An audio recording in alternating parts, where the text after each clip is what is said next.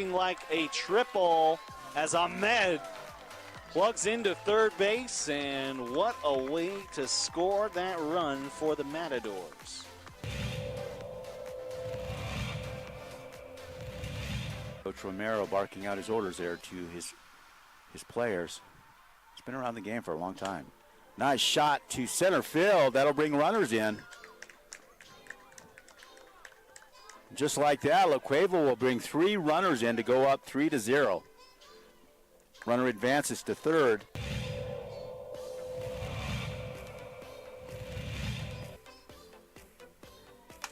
Shot to center. That looks good. That's gone. Man, outstanding center shot there. As La Cueva will score.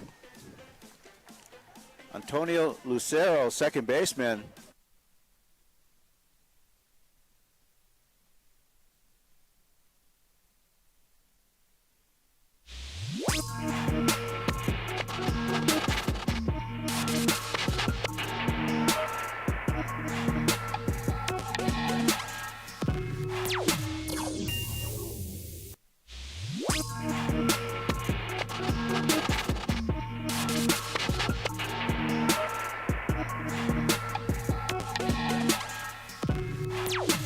Time for the opening drive. Voted the best sports show in New Mexico For 5 years running. It's the OD and the AM with Jeff Symbieta and JJ Buck. So I guess we got a series, huh? Road team won. Nuggets lost for the first time at home in the playoffs. Overreaction after game one was, overreaction after game one. I guess we got a series, and there's no surprise. Is anybody surprised the gritty, grimy Heat didn't go away, that they came back and toughed one out in Denver? You shouldn't be if you are. Now, if you're Michael Malone and you're unhappy with your effort, that's another issue. But we got a series after the Heat erased an 8-point deficit in the fourth quarter yesterday and come back and explode in the fourth quarter, win that quarter 36-25 and win the game by 3.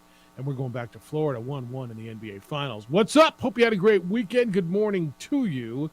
And thanks for being with us on a Monday morning. It's the opening drive. Jeff Symbieta, JJ Buck. How you living?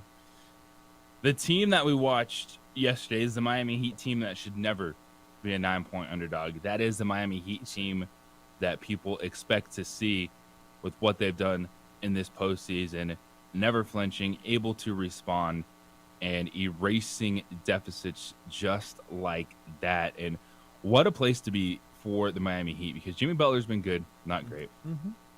Bam Adebayo has been really good this series, and you got your dudes who have made shots, making shots again, and this is best case scenario for the Miami Heat heading back home. Max Strus came out of the gate firing, hit his first three-pointers. That's what he does. Gabe Vincent, that's right, undrafted Gabe Vincent out of where?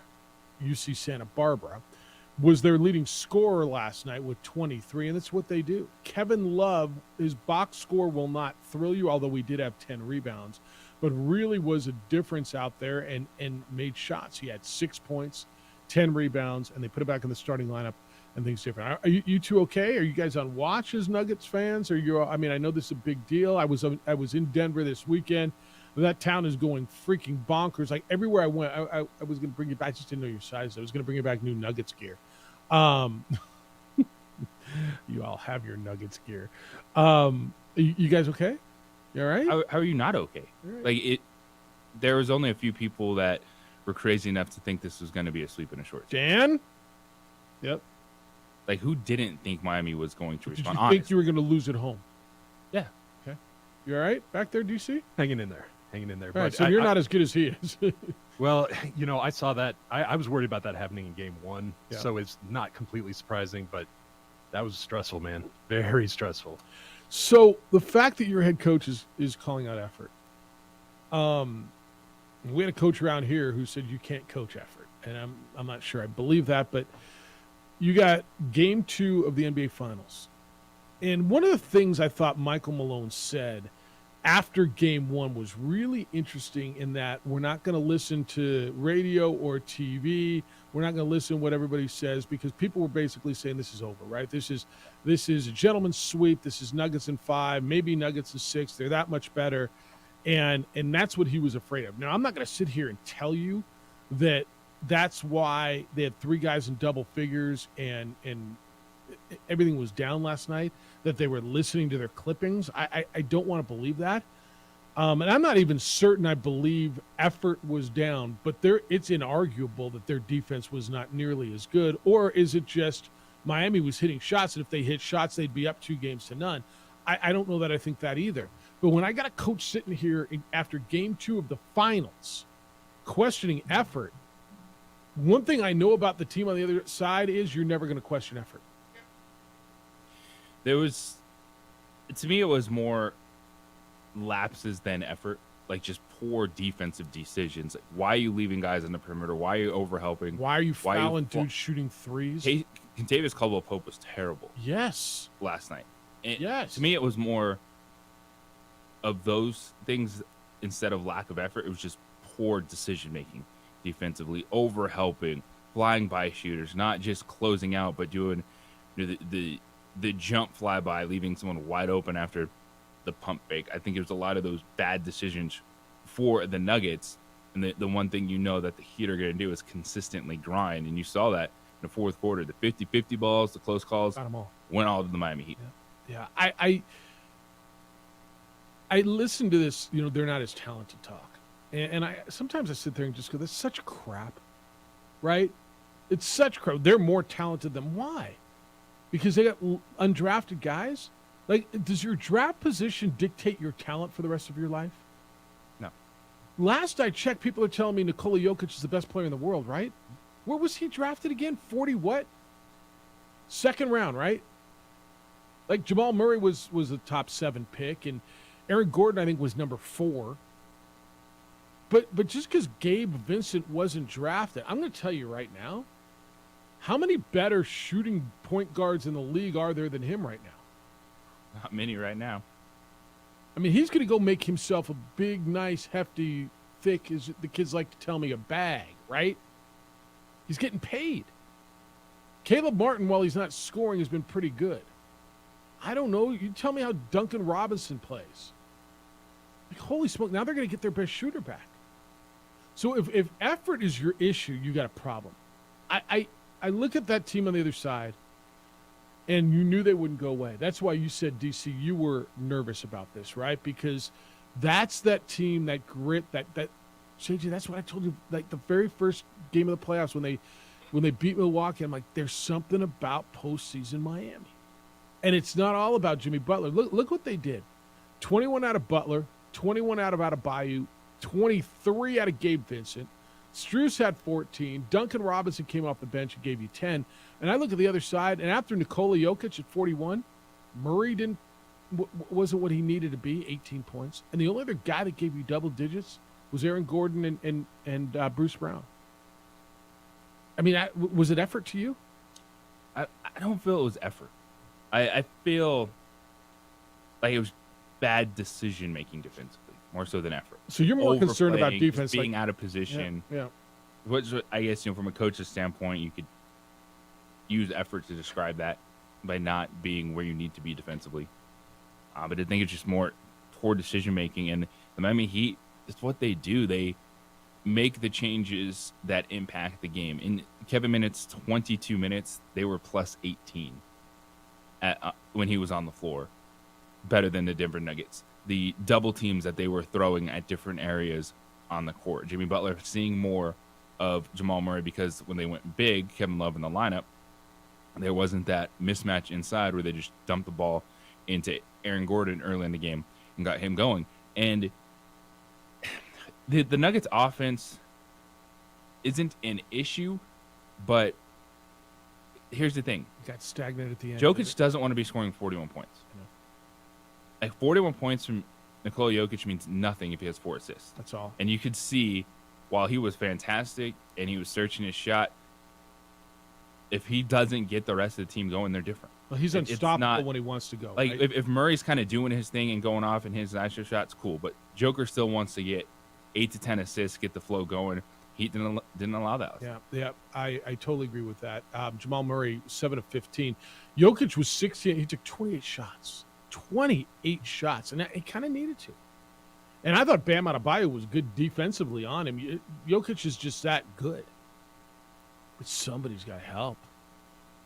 Somebody's got to help. I'm gonna chalk this as an anomaly. I'm not gonna say this is the trend in the series because I think Denver's better than that offensively. I don't know that I think they are defensively. And this is where, I'm going to go back to the Minnesota series when they lost those 2 games. And it was 2, right? The Minnesota series on the road. And you started questioning. That was when nobody was watching them. And are they good enough defensively? Can they clamp down defensively? Are they tough enough defensively? I don't know. Is effort toughness? Is rebounding toughness? What is it? I think to your point, I can knowing where you need to be defensively is effort. You can see what? Yeah, I think, and that's the thing, because it doesn't look like they weren't trying. That's right. That's what effort means, trying sometimes to people, and I think effort can mean different things. Effort's a tough word. It's almost if you're calling out someone's effort, and their coach is, does that mean you're calling out their want to? Did you say they jaked it last night, right? Yeah. I don't think that's right. But effort can also be mental effort, right? Like, where were they defensively? Because so many bad decisions. And you're right, man. Kentavious Caldwell-Pope was not good last night. I thought he was out of position on a number of especially in the first half, on Strus, leaving him wide open. They made somebody, and he was always involved in it, but 2 guys rolling with Duncan Robinson to leave Vincent wide open, right, on the perimeter. And then fouling a 3-point shooter twice? What are we doing? We got a lot to do today. 505-246-0610 on a Monday morning, coming off a very, very busy weekend. Area code 505-246-0610. That's the 377 Brewery hotline. That is also your text line here at the Sports Animal. So text the Sports Animal and let us know what you're thinking, if that's the best way for you to communicate. If it's email, they're already coming in at jeff@sportsanimалabq.com. JJ@sportsanimалabq.com. You can watch our show over on the Twitter, _JJ Buck. No, you can't watch it on the Twitter. You can watch it on the Facebook. You can hit JJ on the Twitter and _JJ Buck. Our Facebook, the OD and the AM. Adrian's producing there. You can watch the show and on Comcast Channel 26. All right. When we come back, so they insert Kevin Love. His box score tells you, but I'll tell you why he was such a big, big difference and why Eric Spoelstra made another big move to help the Heat win a game in Denver. It's the opening drive on 95.9 FM and AM 610, the Sports Animal.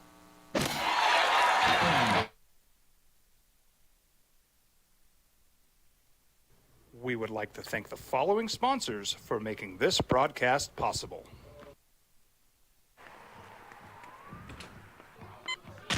These are more than just the sounds of a safe place to go after school. These are the sounds of interest being ignited and of mentors making an impact. At Boys and Girls Clubs, we don't do just one thing. We do whatever it takes to meet the needs of every kid who comes through those doors. Because whatever it takes is what it takes to build great futures. Great futures start here.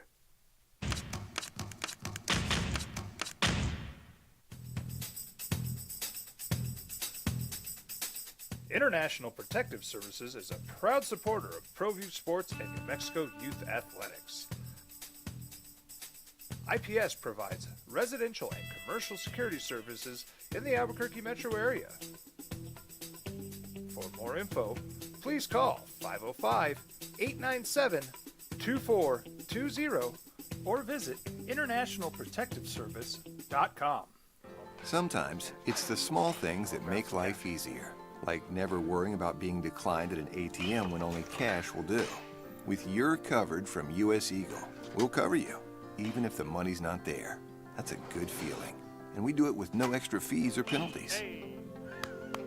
It's called trust, and we think that's important, especially if we're asking you to trust us. At US Eagle, that's just part of what it means when we say people mean more. Don't sacrifice quality of flavor when you're in a hurry. Golden Pride offers ribs, fried chicken, green and red chili breakfast burritos, and Frontier Cinnabons. 4 great locations or visit us online at goldenpride@abq.com. Golden Pride Barbecue Chicken and Ribs, proud supporter of ProView Sports Network. Check it out. What is it? It's a time machine, bro. I could jump into the future, get my paycheck early. I already get my paycheck early at US Eagle. Get your paycheck up to 2 days early with US Eagle Early Payday. Now's a great time to have your checking with US Eagle. Time machine. Your girlfriend breaks up with you in 22 hours, 53 minutes. Wait, what? Seth? We fight the battles no one hears about. We drop into the middle of firefights to rescue others. And act as one-man air traffic control towers. We're the ones who go before all others.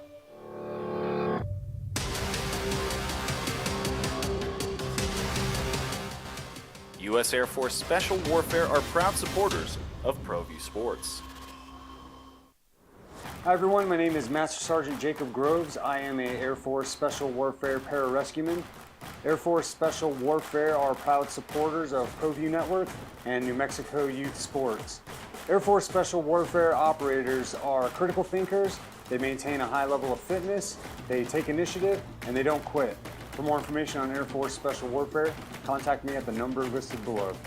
U.S. Air Force Special Warfare are proud supporters of ProView Sports. As a mom, I try to make the best choices for my family and our health. That's why I choose Western Sky Community Care. It's a Medicaid plan with quality health coverage and special benefits like Boys and Girls Club membership credit, additional dental benefits, and wellness and support programs. I decide which Medicaid plan is right for us. I choose Western Sky Community Care. Learn more about Western Sky Community Care by visiting discoverwesternsky.com today. International Protective Services is a proud supporter of ProView Sports and New Mexico Youth Athletics. IPS provides residential and commercial security services in the Albuquerque metro area. For more info, please call 505-897-2420 or visit internationalprotectiveservice.com.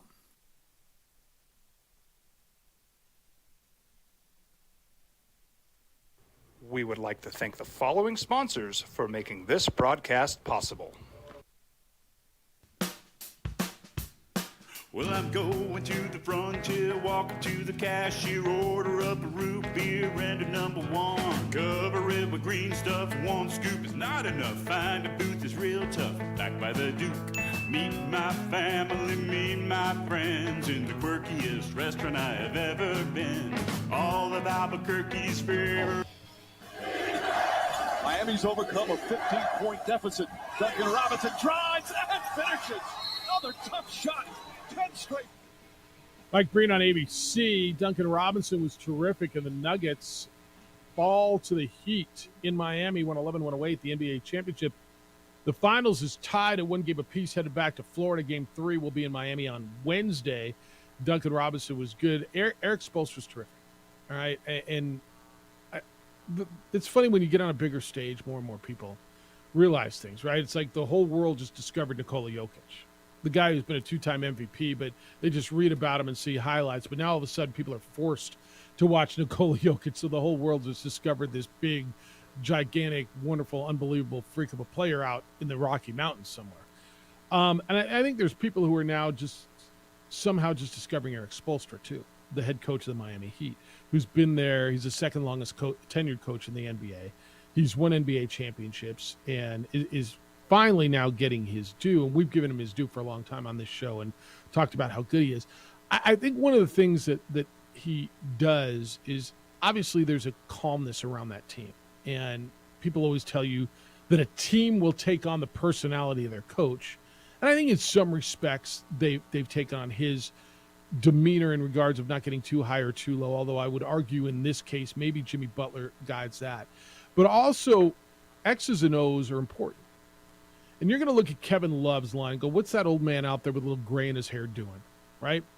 And why is Kevin Love still relevant? He only scored 6 points in 22 minutes. He had 10 rebounds.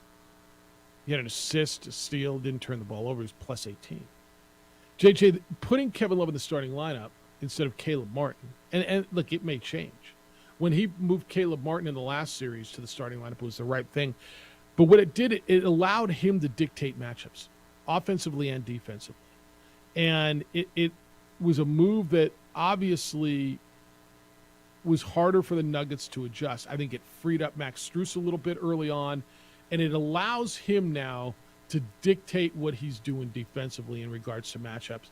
And by the way, he doesn't hurt you, and he helps you, and he gets rebounds, and he moves the ball. Yeah, and Duncan Robinson was on Old Man in the Three podcast a couple days ago, and he's talking about Kevin Love. And he said that Kevin Love has had as big of an impact on that locker room as anyone else. Insane, right?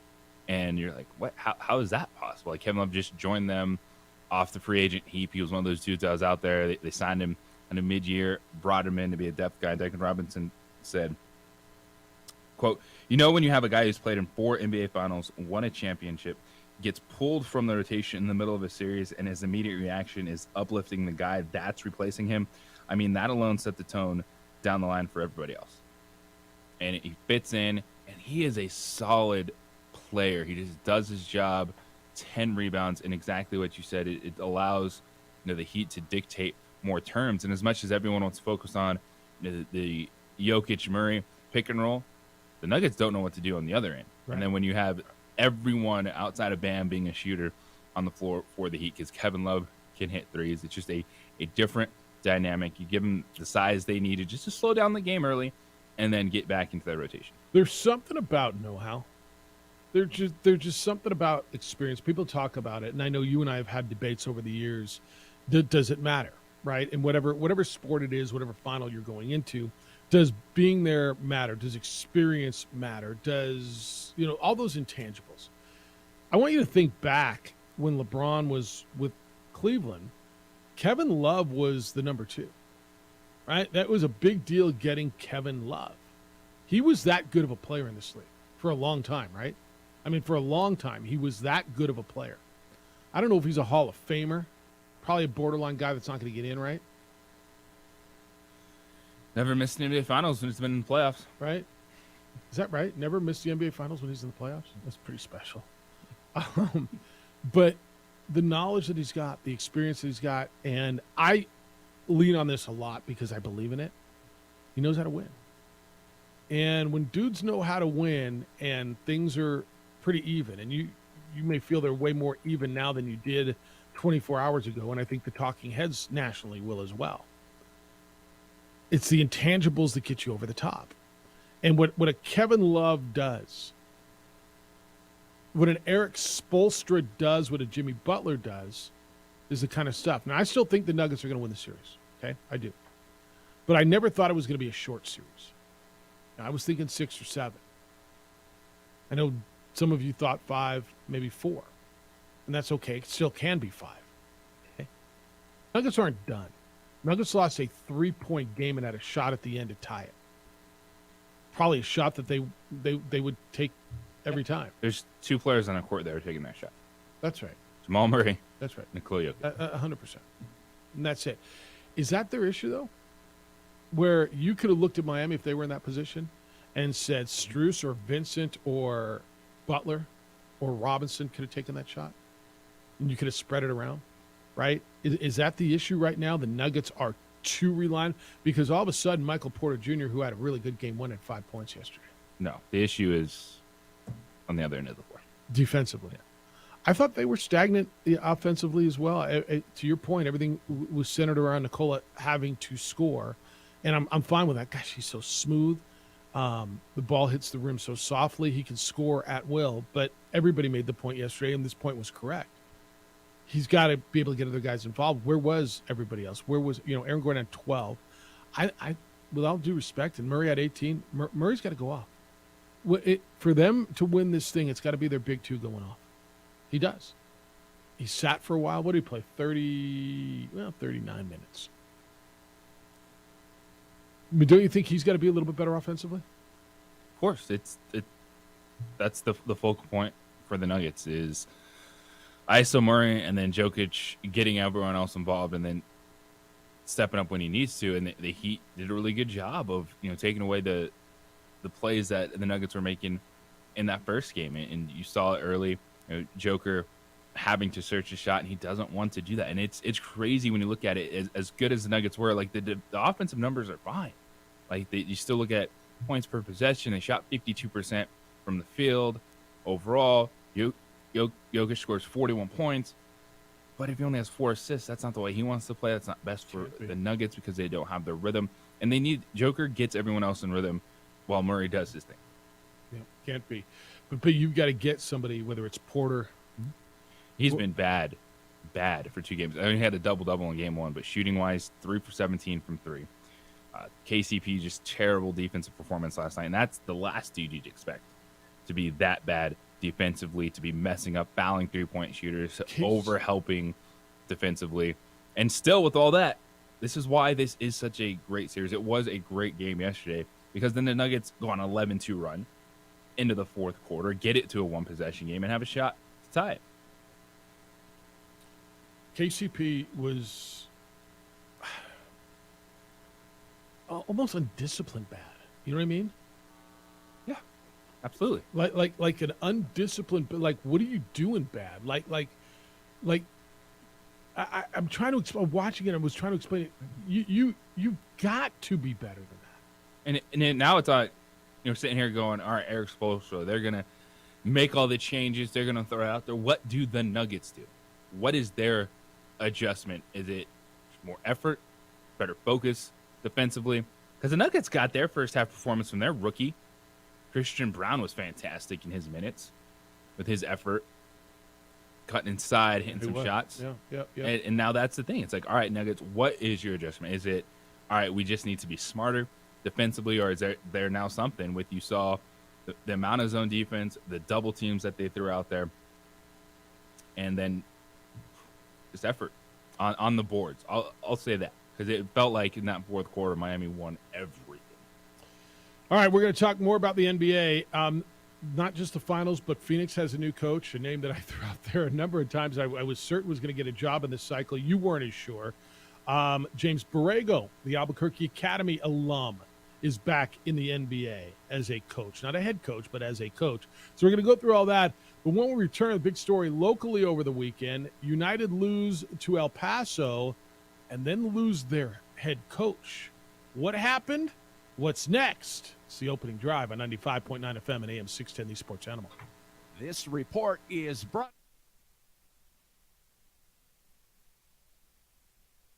We would like to thank the following sponsors for making this broadcast possible. We fight the battles no one hears about. We drop into the middle of firefights to rescue others. And act as one-man air traffic control towers. We're the ones who go before all others.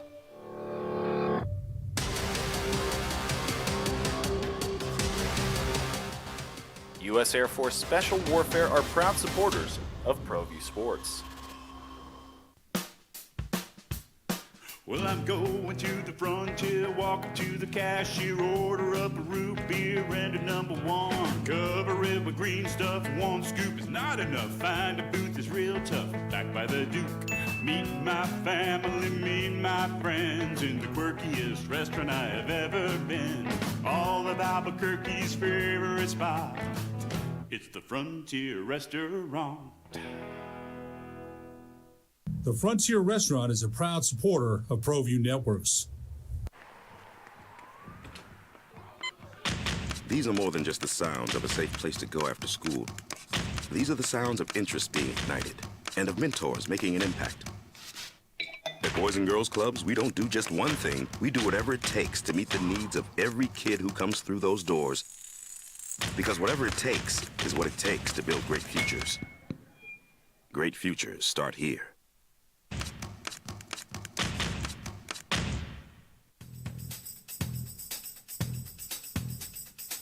International Protective Services is a proud supporter of ProView Sports and New Mexico Youth Athletics.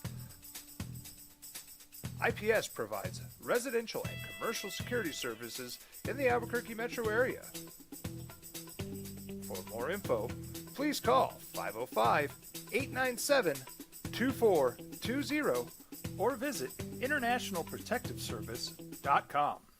Sometimes it's the small things that make life easier, like never worrying about being declined at an ATM when only cash will do. With You're Covered from US Eagle, we'll cover you, even if the money's not there. That's a good feeling. And we do it with no extra fees or penalties. It's called trust, and we think that's important, especially if we're asking you to trust us. At US Eagle, that's just part of what it means when we say people mean more. Hi everyone, my name is Master Sergeant Jacob Groves. I am a Air Force Special Warfare Pararescueman. Air Force Special Warfare are proud supporters of ProView Network and New Mexico Youth Sports. Air Force Special Warfare operators are critical thinkers. They maintain a high level of fitness, they take initiative, and they don't quit. For more information on Air Force Special Warfare, contact me at the number listed below. U.S. Air Force Special Warfare are proud supporters of ProView Sports. These are more than just the sounds of a safe place to go after school. These are the sounds of interest being ignited and of mentors making an impact. At Boys and Girls Clubs, we don't do just one thing. We do whatever it takes to meet the needs of every kid who comes through those doors. Because whatever it takes is what it takes to build great futures. Great futures start here.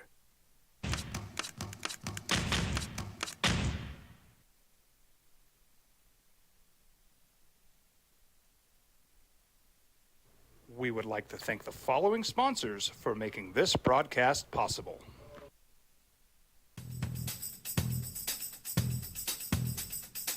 International Protective Services is a proud supporter of ProView Sports and New Mexico Youth Athletics.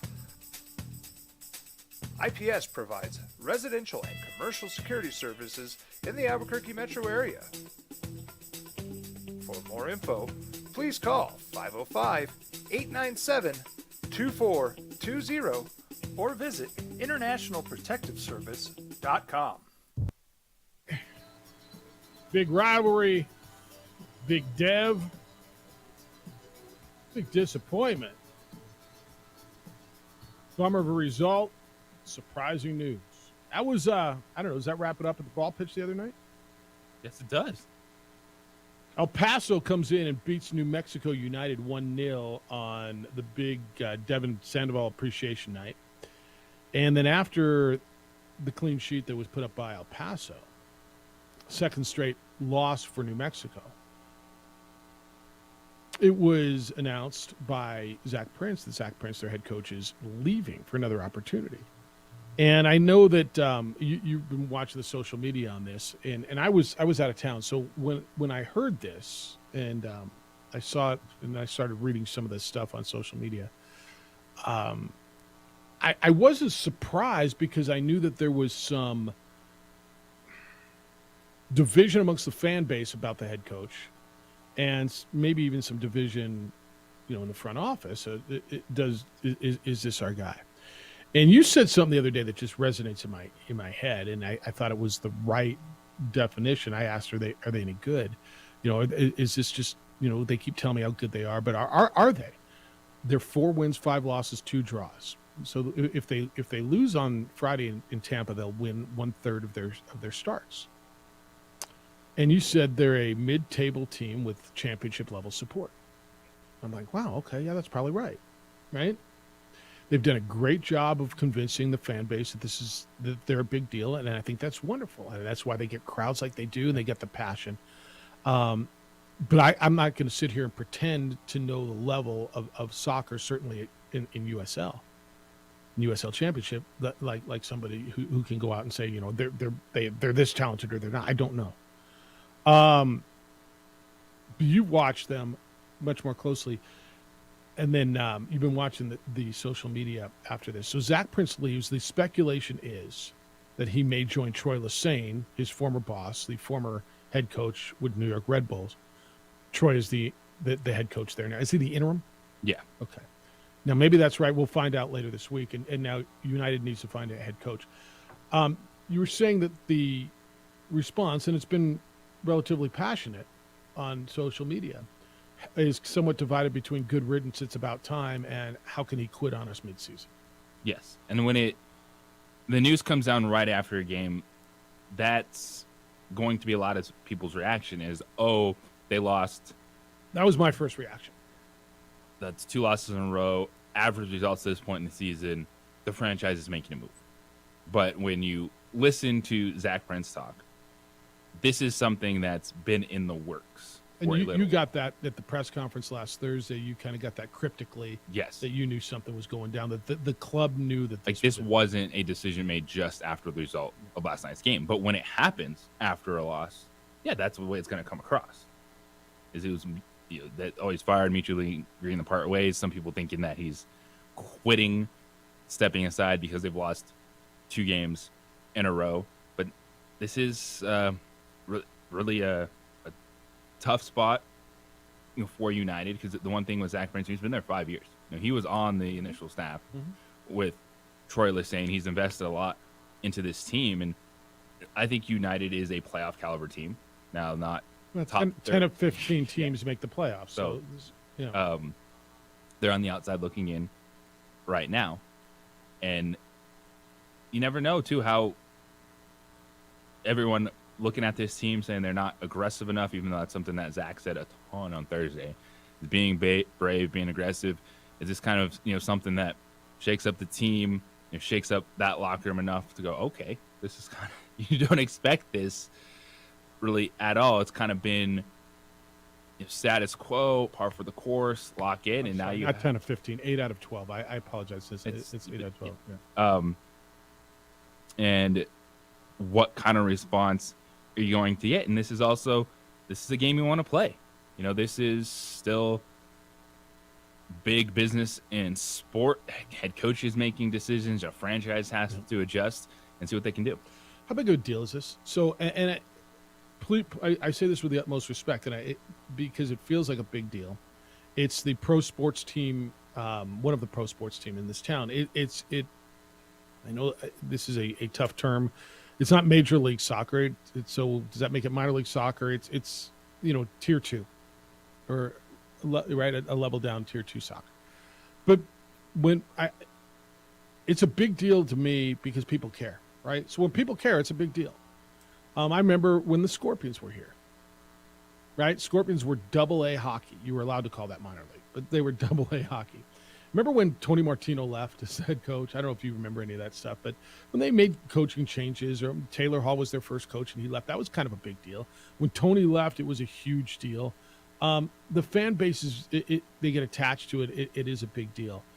People cared if the Scorpions won or not. People care if United wins or not. It's much, much different. Because honestly, the biggest, well, that's not fair.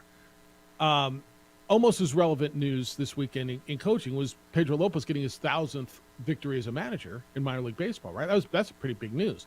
Yeah, but they lost 5 out of 6 on the road, and nobody cares if they win or lose on the Isotopes. How big of a deal is this? I think you're right. For the team that is getting some of the biggest crowds in USL Championship, you see it resonates. The fan base is very strong in this community. This is a huge deal because this is different than just losing a game or missing out on the playoffs. It's, as fans, you're like, why is someone leaving us? What is happening? How is this going on now? Like, leave us? Yeah. Is when Troy left, it was in the off season, and they spun it like, all right, we're staying consistent. It's Zach Prince. He's going to come in. Maybe he's going to keep some of the foundation, but he's going to bring in new ideas. Now this is a shock to the system midseason. They'll play Tampa Bay on Friday. Tampa Bay is in 3rd place in the Eastern Conference standings. They're unbeaten in their last 5. Had a draw in the last match and then 1-4 before that.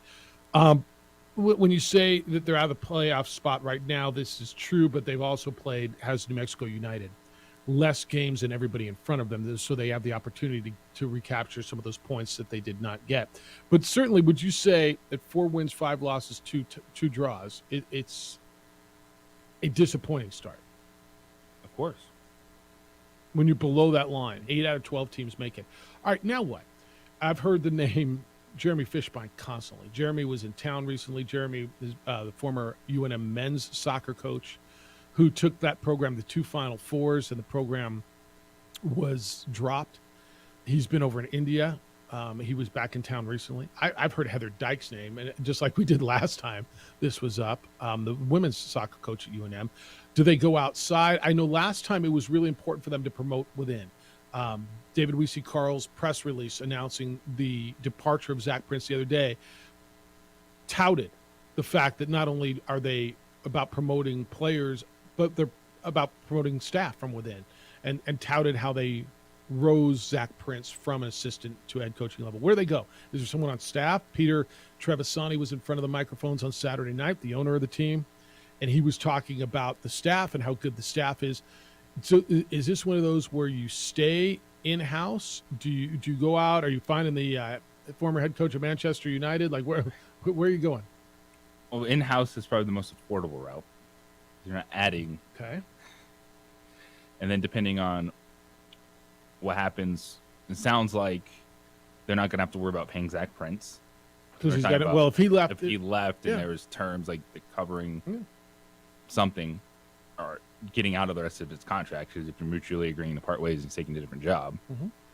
So that could open up whatever chunk he was getting for the rest of the season. And do you even want to make that choice right now of a permanent selection midseason without being able to go through Who's the full top process? assistant? Yeah, is that where you go? Do they? I ask you this. Then you go outside. Well, do you go outside? Right. This has been about familia and culture and Somos Unidos, and all about us. Do you go outside and bring someone in? Is it Devin Sandoval? Right. I mean, is he ready to be a coach? Right. You just honored him the other day. Is it about bringing someone who knows the culture? Is Getting this team to the end of the season. right, and less about X's and O's and more about go out and do it, boys, and let me guide you. I'm going to guess Devin knows the game really, really well, right? After all these years of playing, he's here, he's part of them. I mean, would that surprise you? No. I think that would make not just Devin Sandoval, but just a caretaker for the rest of the season. Right. Like, you're not, unless there is something.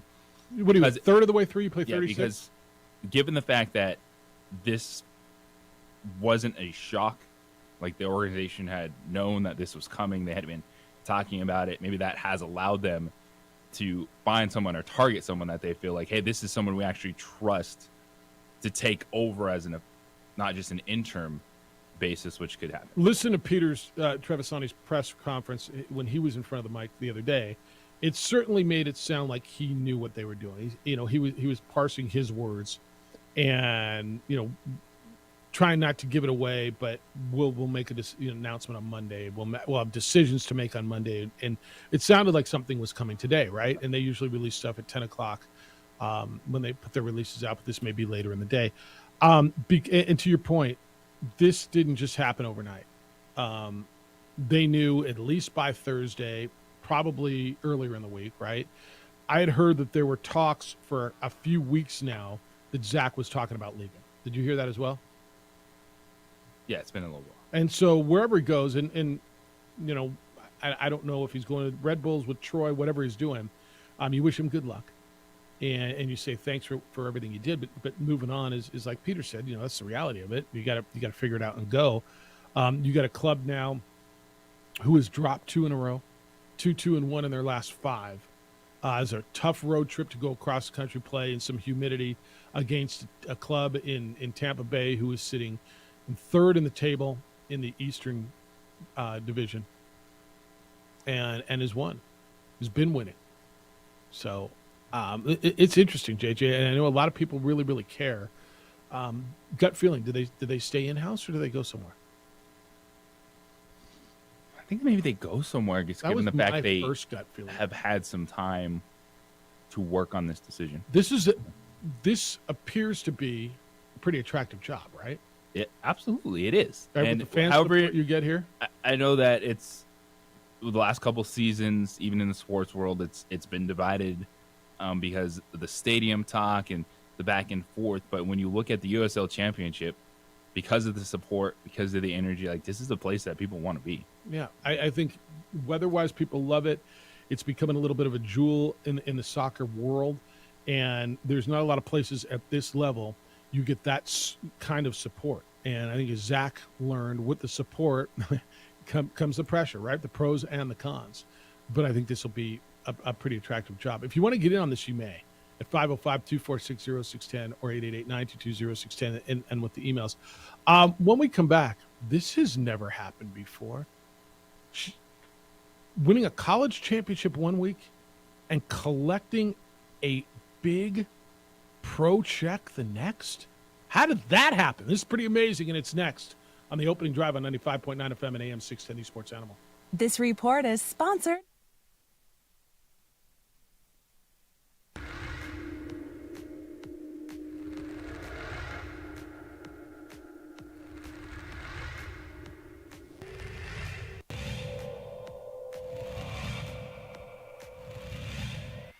There's a line drive right at the shortstop for out number 3.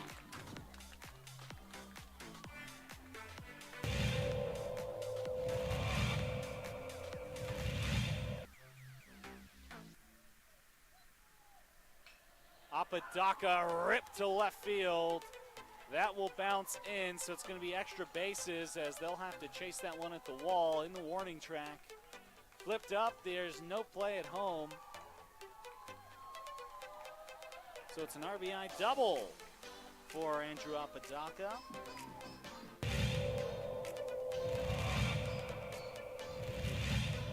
Runner at third. High leverage spot. Can Chavez keep the tie? No, that's going to be cracked into left field. It's a base hit as Love puts the Sandia Matadors ahead for the first time today.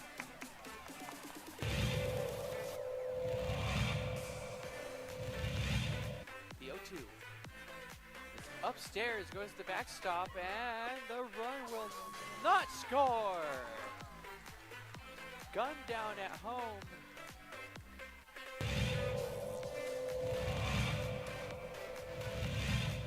Chavez rocks and fires. Ahmed, that's going to be an RBI for Ahmed as that one right through the gap in right center. Petrie will scoop that one, and it's looking like a triple as Ahmed plugs into third base, and what a way to score that run for the Matadors.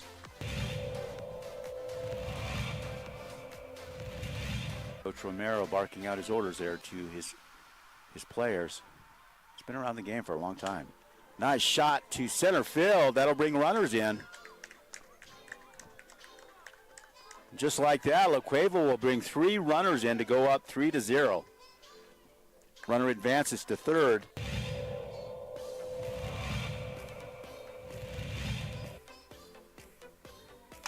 Shot to center. That looks good. That's gone. Man, outstanding center shot there. As La Cueva will score. Antonio Lucero, second baseman, quite the hitter.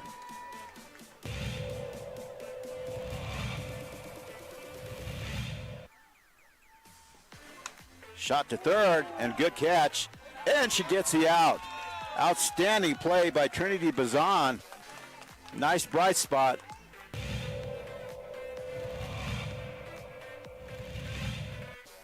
Costly errors allowed Cleveland to get 1 run back. That one hit on the ground to the left side. Throw to first in time. Throw home. Got her. Whoa, what a play.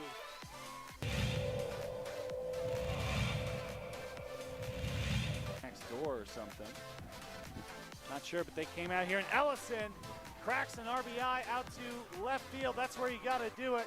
1 run, 2 run, and this game could very well be over. It's a play at the plate. It's sliding, and that will do it. The Rams walk off the La Cueva Bears. It's a 3-run batted in shot by Dean Ellison.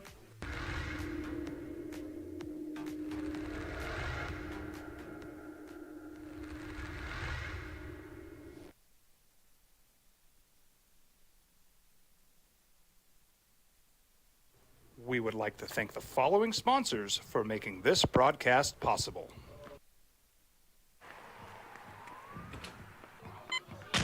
These are more than just the sounds of a safe place to go after school.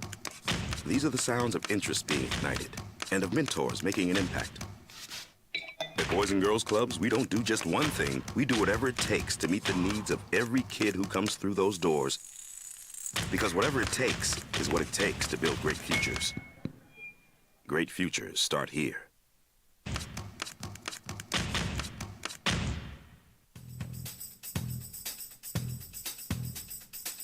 International Protective Services is a proud supporter of ProView Sports and New Mexico Youth Athletics. IPS provides residential and commercial security services in the Albuquerque metro area. For more info, please call 505-897-2420 or visit internationalprotectiveservice.com. Sometimes it's the small things that make life easier, like never worrying about being declined at an ATM when only cash will do. With You're Covered from US Eagle, we'll cover you, even if the money's not there. That's a good feeling. And we do it with no extra fees or penalties. It's called trust, and we think that's important, especially if we're asking you to trust us. At US Eagle, that's just part of what it means when we say people mean more. Don't say at UNM, but also was on the broadcast on ESPN Plus for United's match against El Paso on Saturday past. She's going to join us at 8:30. We'll talk about what they're going through and what they do now and just kind of get her. I know she's pretty close with that club, right? So we'll get you a little insight with that with Heather coming up at 8:30 this morning. All right. The last time this was done, and I know you all remember it, it was back in 1951, right? Of course. You remember Beverly Hansen when she beat Babe Zaharias to win the Eastern Open in 1951? One of my favorite Eastern Open moments ever. Oh, I mean, it's everybody's. Have you heard of Rose Zhang? Did you know who she is? Rose, Zhang. She made her pro golf debut this weekend, and she may be the next great women's golfer. There's a lot of fanfare with her. She is a two-time NCAA champion. In fact, 13 days prior, she won the NCAA championship individual playing for Stanford. She became the first player in 72 years to win on the LPGA Tour in a pro debut. She won the Mizuho Americas Open with a par on the second playoff hole against Jennifer Kupcho on Sunday. So she probably, JJ, the most fanfare since Michelle Wie. Yes. Right? And she goes out there and wins it. Stanford's other pretty good golfer, or one of them. I mean, not just Nota Begay, but Tiger Woods. Tiger Woods tweeted at her. This is pretty insane, dude. She goes from winning college tournaments and winning the NCAA to beating the best golfers in the world.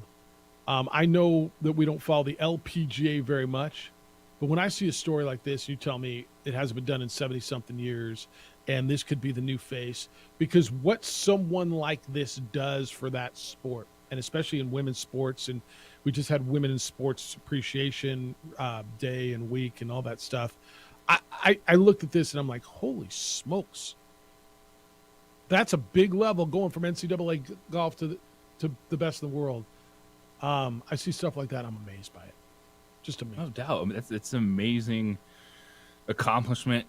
They go from NCAA championship golf to professional golf. And it's not just a process and like, oh, did this last year. No, it's like last weekend.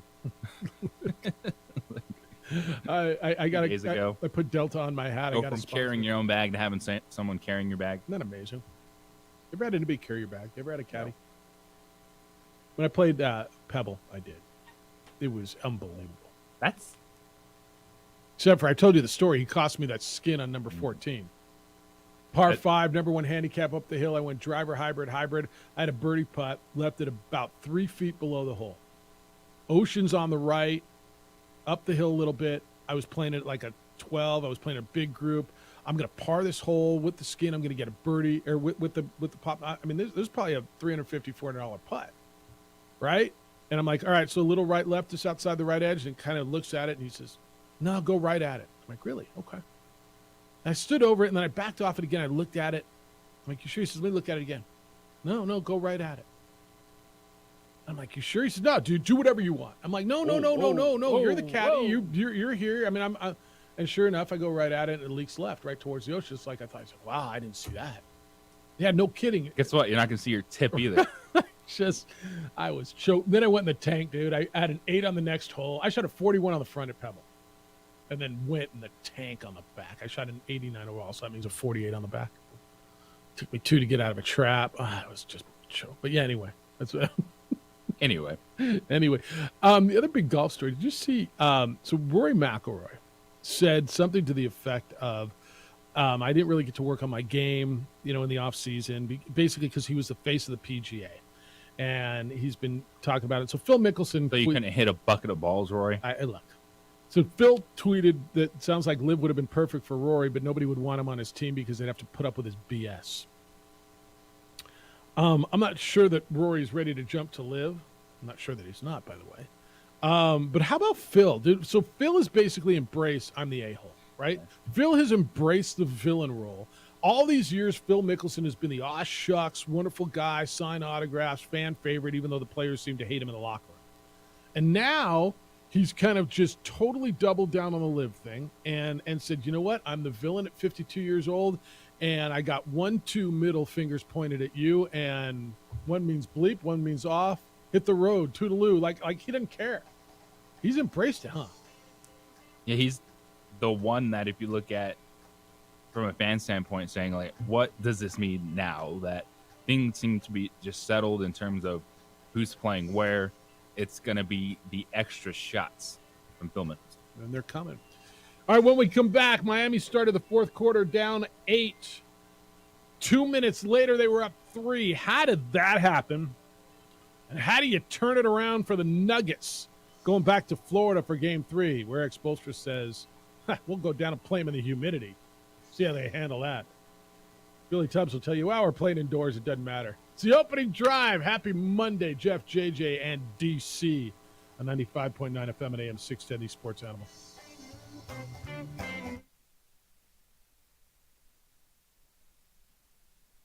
We would like to thank the following sponsors for making this broadcast possible.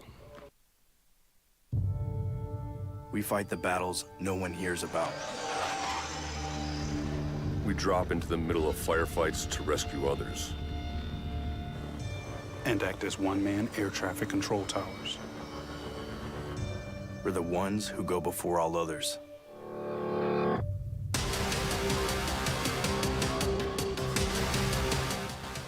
U.S. Air Force Special Warfare are proud supporters of ProView Sports. Well, I'm going to the frontier, walking to the cashier, order up a root beer and a #1. Cover it with green stuff, 1 scoop is not enough. Find a booth that's real tough, back by the Duke. Meet my family, meet my friends in the quirkiest restaurant I have ever been. All of Albuquerque's favorite spot, it's the Frontier Restaurant. The Frontier Restaurant is a proud supporter of ProView Networks. These are more than just the sounds of a safe place to go after school. These are the sounds of interest being ignited and of mentors making an impact. At Boys and Girls Clubs, we don't do just one thing. We do whatever it takes to meet the needs of every kid who comes through those doors. Because whatever it takes is what it takes to build great futures. Great futures start here.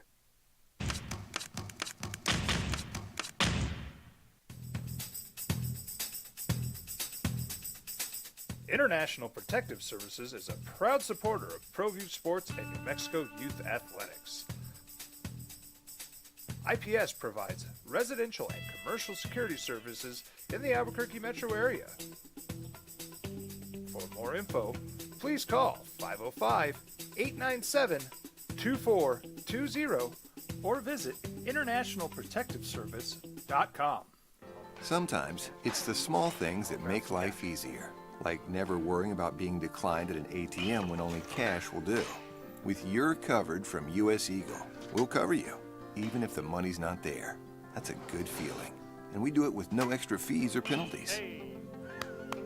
It's called trust, and we think that's important, especially if we're asking you to trust us. At U.S. Eagle, that's just part of what it means when we say people mean more. Hi everyone, my name is Master Sergeant Jacob Groves. I am a Air Force Special Warfare Pararescueman. Air Force Special Warfare are proud supporters of ProView Network and New Mexico Youth Sports. Air Force Special Warfare operators are critical thinkers. They maintain a high level of fitness, they take initiative, and they don't quit. For more information on Air Force Special Warfare, contact me at the number listed below. U.S. Air Force Special Warfare are proud supporters of ProView Sports. These are more than just the sounds of a safe place to go after school. These are the sounds of interest being ignited and of mentors making an impact. At Boys and Girls Clubs, we don't do just one thing. We do whatever it takes to meet the needs of every kid who comes through those doors. Because whatever it takes is what it takes to build great futures. Great futures start here.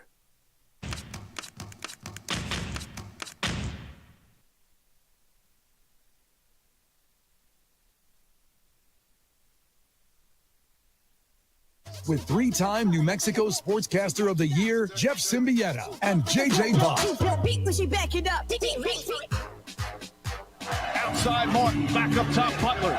Butler, a three-pointer. Off the side of the rim, Brown the rebound. Should the Heat foul here? I'm taking a foul. I'm not allowing them to get off the three.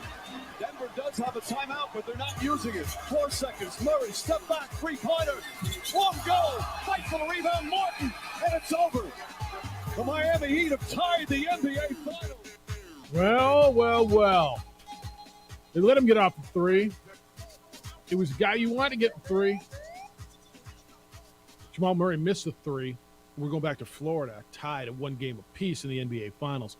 Miami started the corner down by 8 in the fourth quarter.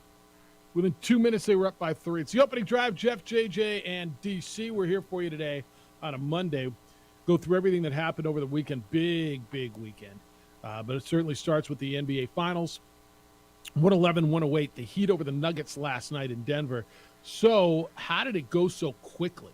Denver comes out, and JJ, for me, it was defensive lapses coming right out of the gate in the fourth quarter. You had a little bit of a lull in the fourth quarter in game They're down one. 10-2 to start the game. Well, okay. But but here they were up by 8. Right? Because they were down 10-2. Next thing you look up and they're up by 12. 40. They had the lead up to 15 at one 34, point. Yeah. Yep. And then they lose it. When you have your head coach, Michael Malone, after the game, questioning your effort, whatever effort means to you, you got a problem. So how did this happen so quickly? Defensive effort. And I think what you have to point out is that doesn't necessarily mean the team wasn't trying. Effort is a buzzword for quitting. Yep. Not being prepared to play, not being ready to play. When you watch that game, it wasn't an effort issue. It was poor decision making on the defensive end. The Nuggets' heads were spinning a lot. They were messing up their switches. They were leaving players wide open. And in the fourth quarter, the 50-50 balls went to Miami. So they were played out, hustled at times. But when they were really broken down, it was bad defensive decision making by the Nuggets. On the coach or on the players now? All players. I think that's right. I mean, and you pointed out Kentavious Caldwell-Pope, and I thought a number of times you're just going, what are you doing? He was terrible. And that's not what you expect. Just a veteran guy that he's out there soaking up all those minutes because Malone trusts him, knows what to do. Well, fouled 2 3-point shooters, overhelped a ton.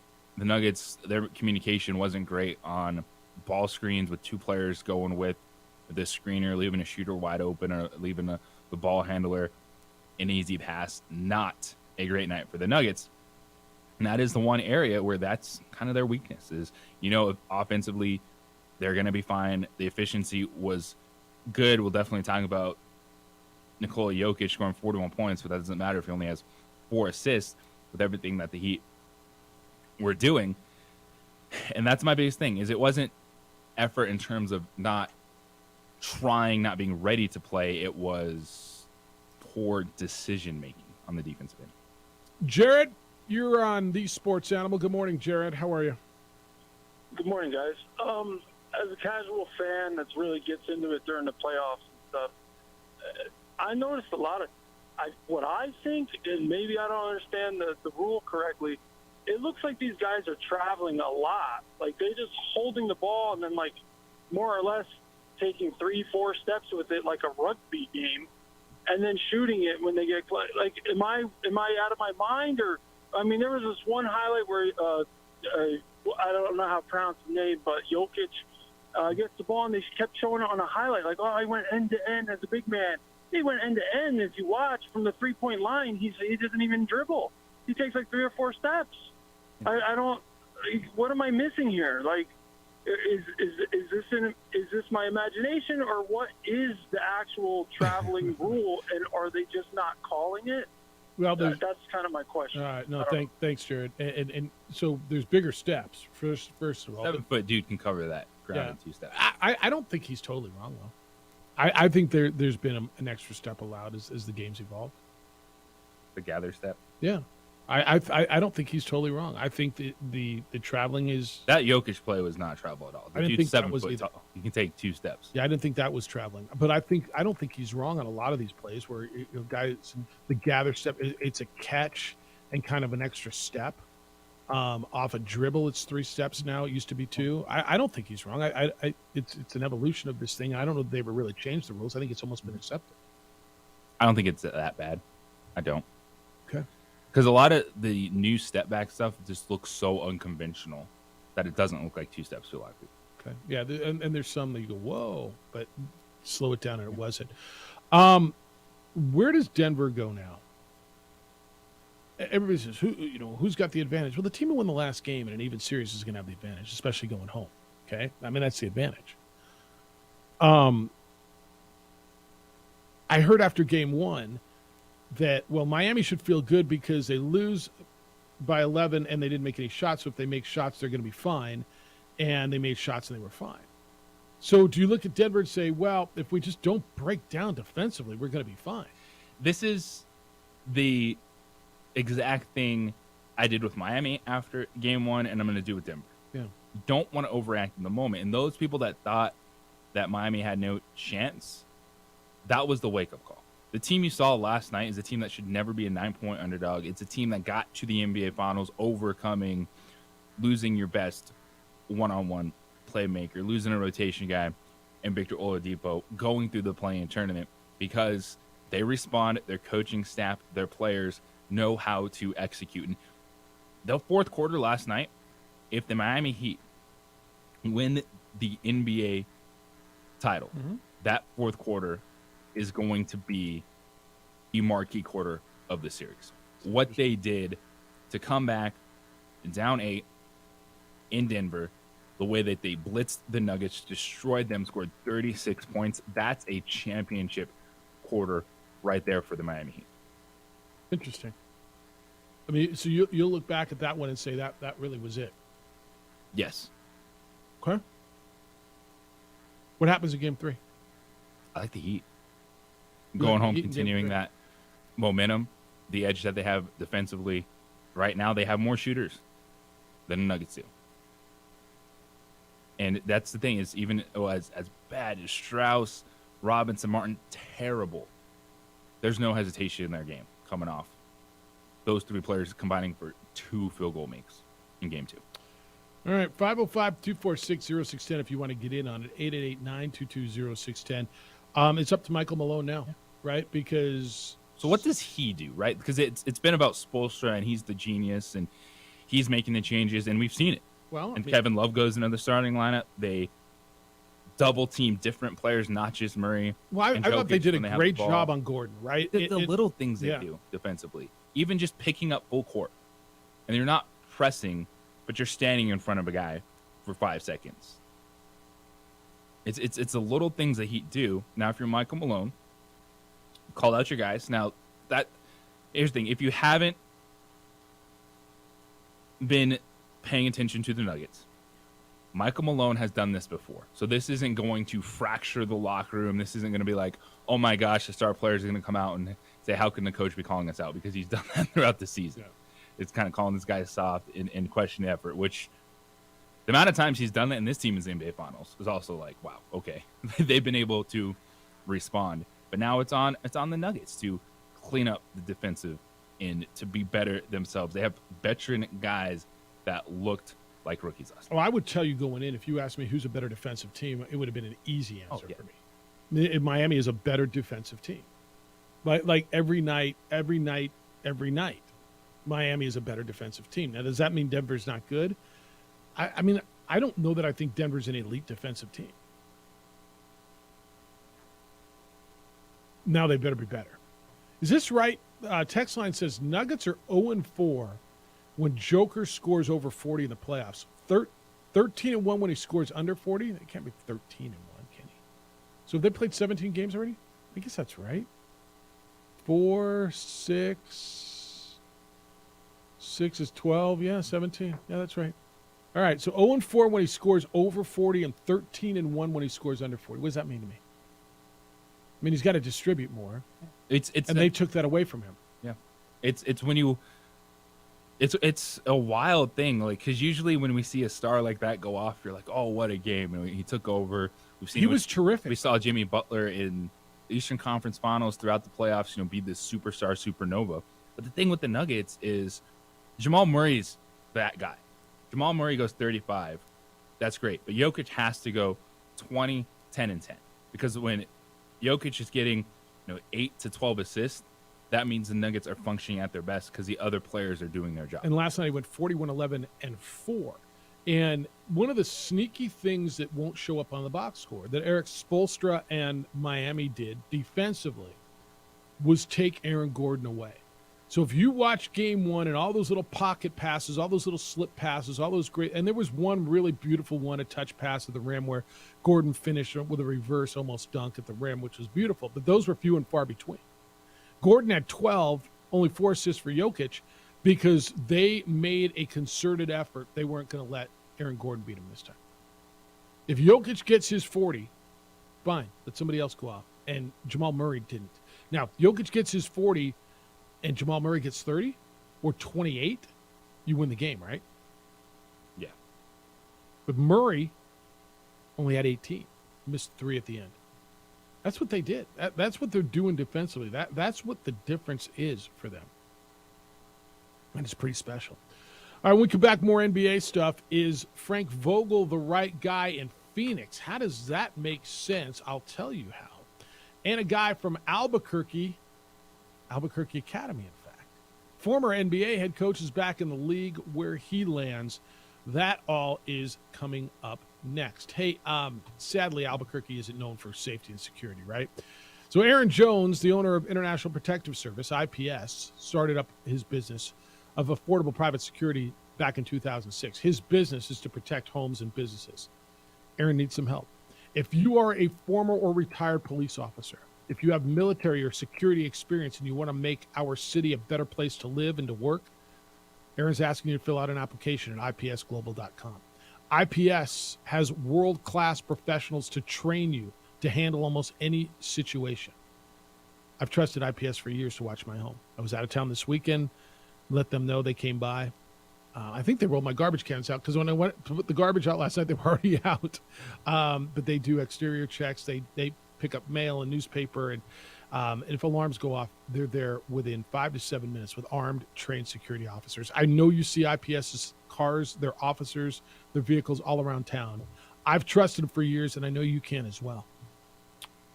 If you want to work for them, if you want them to work for you, call IPS, 505-897-2420. 505-897-2420.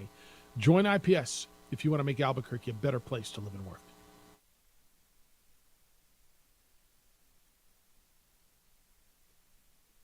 We would like to thank the following sponsors for making this broadcast possible.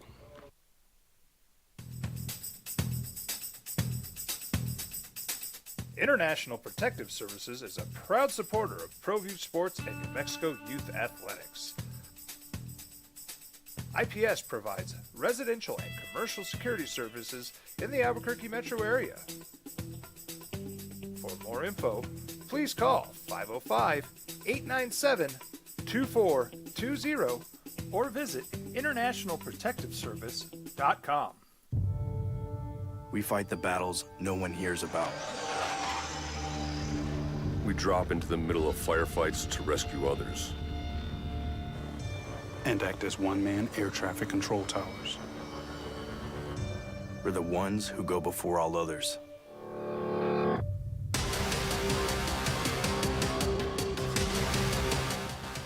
U.S. Air Force Special Warfare are proud supporters of ProView Sports.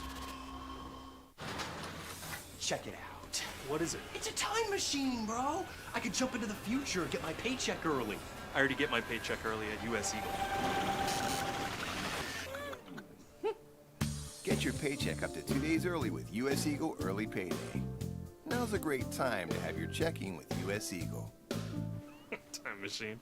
Your girlfriend breaks up with you in 22 hours, 53 minutes. Wait, what? Seth? Hi everyone, my name is Master Sergeant Jacob Groves. I am a Air Force Special Warfare pararescueman. Air Force Special Warfare are proud supporters of ProView Network and New Mexico Youth Sports. Air Force Special Warfare operators are critical thinkers. They maintain a high level of fitness, they take initiative, and they don't quit. For more information on Air Force Special Warfare, contact me at the number listed below. U.S. Air Force Special Warfare are proud supporters of ProView Sports. Well, I'm going to the frontier, walking to the cashier, order up a root beer and a number one. Cover it with green stuff, one scoop is not enough. Find a booth is real tough, back by the Duke. Meet my family, meet my friends in the quirkiest restaurant I have ever been. All of Albuquerque's favorite spot, it's the Frontier Restaurant. The Frontier Restaurant is a proud supporter of ProView Networks. These are more than just the sounds of a safe place to go after school. These are the sounds of interest being ignited and of mentors making an impact. At Boys and Girls Clubs, we don't do just one thing. We do whatever it takes to meet the needs of every kid who comes through those doors. Because whatever it takes is what it takes to build great futures. Great futures start here. Sometimes it's the small things that make life easier, like never worrying about being declined at an ATM when only cash will do. With You're Covered from U.S. Eagle, we'll cover you, even if the money's not there. That's a good feeling.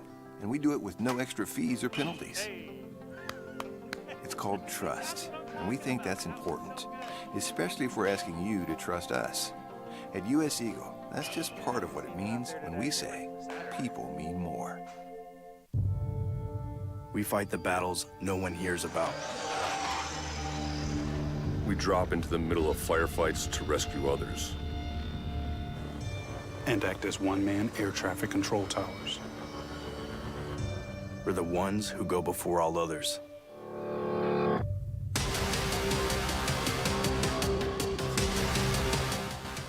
U.S. Air Force Special Warfare are proud supporters of ProView Sports.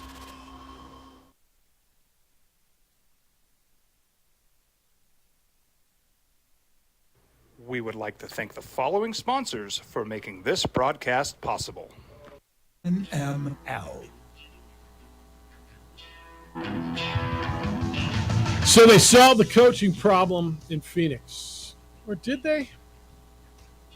It's up on Monday. It's the opening drive. Jeff Symbieta, JJ Buck. DC, we can get into the Heat and the Nuggets. 111-108. The Heat beat the Chicky Nuggets. I was up in Denver this weekend. That town's popping, by the way. That town is all about it. And, you know, you get your typical news people, you know, reading their thing. If the Nuggets win, when the Nuggets win the championship, you know, I guess they got some kind of bet between mayors, and it's actually kind of a cool one. I forgot what it was. But there's other NBA stuff. So Frank Vogel is the new head coach of the Phoenix Suns. Frank Vogel, who won a bubble championship with the Lakers, the former coach of the Pacers, who's very well respected. You did not think he would get hired in this cycle, did you? No. I kind of thought he would. The guy that might be left without a chair. I didn't think Phoenix was going to be hiring a coach. Well, but once the cycle started, Monty Williams, their coach, ended up in Detroit getting paid $1 zillion. It feels like the guy that's going to be left out is Doc, right? Doc Rivers. Yeah. Phoenix had a hot young assistant who's going to stay as their assistant. It's an interesting roster. Frank Vogel had AD and LeBron. Now, it was the year before, the year of, and the year after, I believe, of COVID. Does this feel right for you, for them? It does. I think so, too. This makes a ton of sense. There's certain situations where it makes sense to go with a veteran coach, not necessarily just give a guy his first shot with the roster. That's not Phoenix right now. When you have Kevin Durant and Devin Booker, Frank Vogel is perfect because he dealt with LeBron James, and that is not an easy dude to coach. He finally got him fired. But he won a championship, and he's going to have the respect of Kevin Durant. He should garner the respect of that locker room. And if you're Frank Vogel, your 1A is make DeAndre Ayton a constant presence on both ends of the floor for that roster. So I think one of the biggest things that happened there, Kevin Young is their assistant coach. They promoted him to associate head coach. Kevin Young is a name that maybe you don't know, but he's kind of the hottest assistant coaching name right now, right, in NBA coaching ranks. And he interviewed for a number of these jobs. And I think if there weren't so many high-profile, successful coaches in this cycle, he probably would have got a job, don't you think? Most likely. Right? If Monty Williams and Frank Vogel and Nick Nurse weren't all available. So what the Suns did is they kept him on, and they made him the highest-paid assistant coach in the league. They're giving him more than $2 million a year. So he is the highest-paid assistant coach, and they were determined to keep him. Frank Vogel wanted to keep him.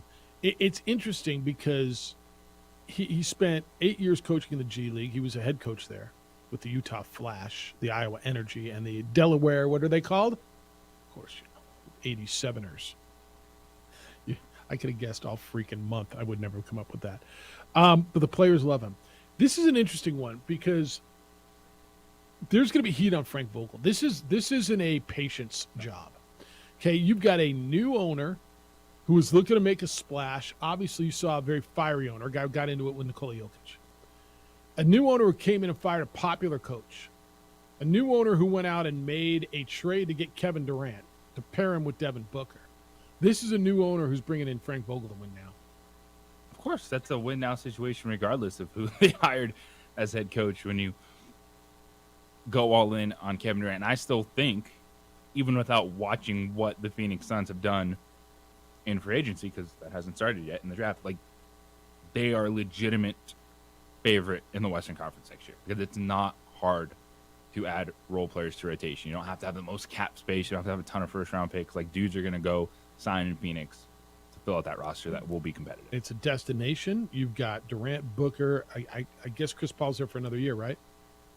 Yes. As of right now. Well, it's his option, isn't it? I mean, he's not going to walk away from that kind of money. Other stuff. James Borrego's back in the league. The former the Albuquerque Academy alumnus, who was the head coach in Charlotte, had been coaching the middle school team at the academy, is back in the NBA as associate head coach with the New Orleans Pelicans. He was the head coach in Charlotte from 2018 to 2022.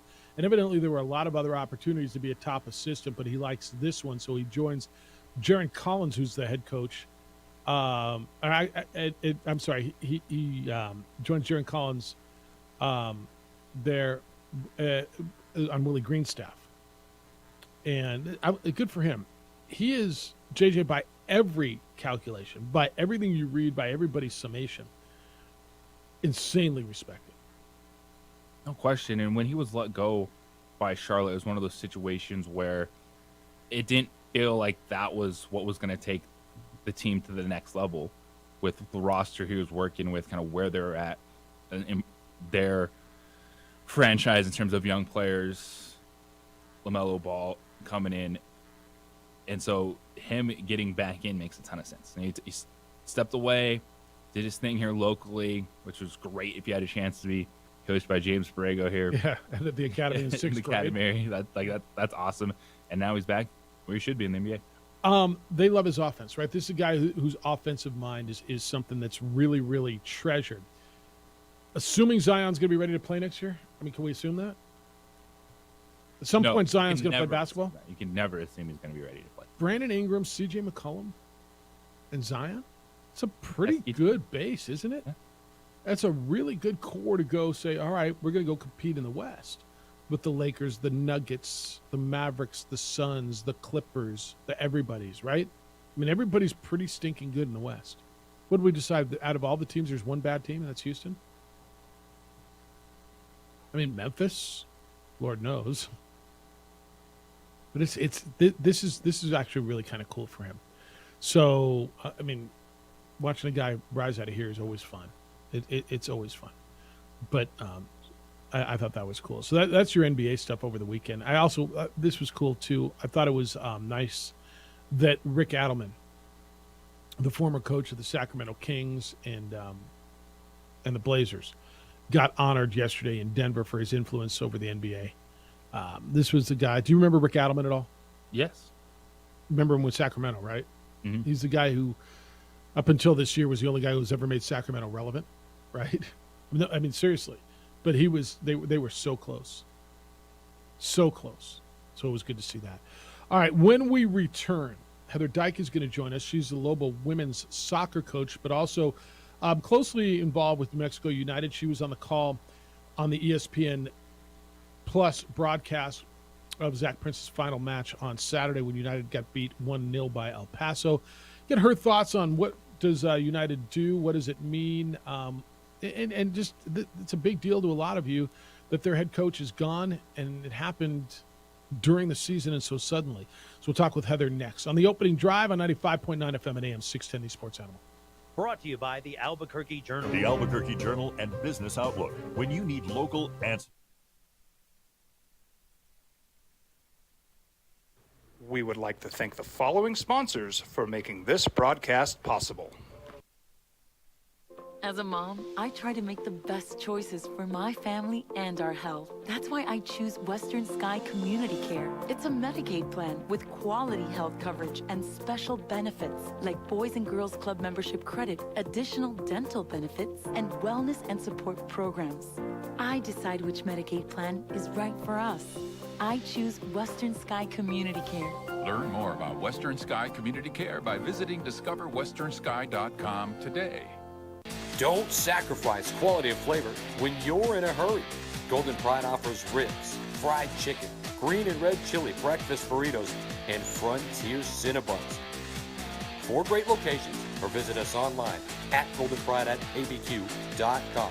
Golden Pride Barbecue Chicken and Ribs, proud supporter of ProView Sports Network.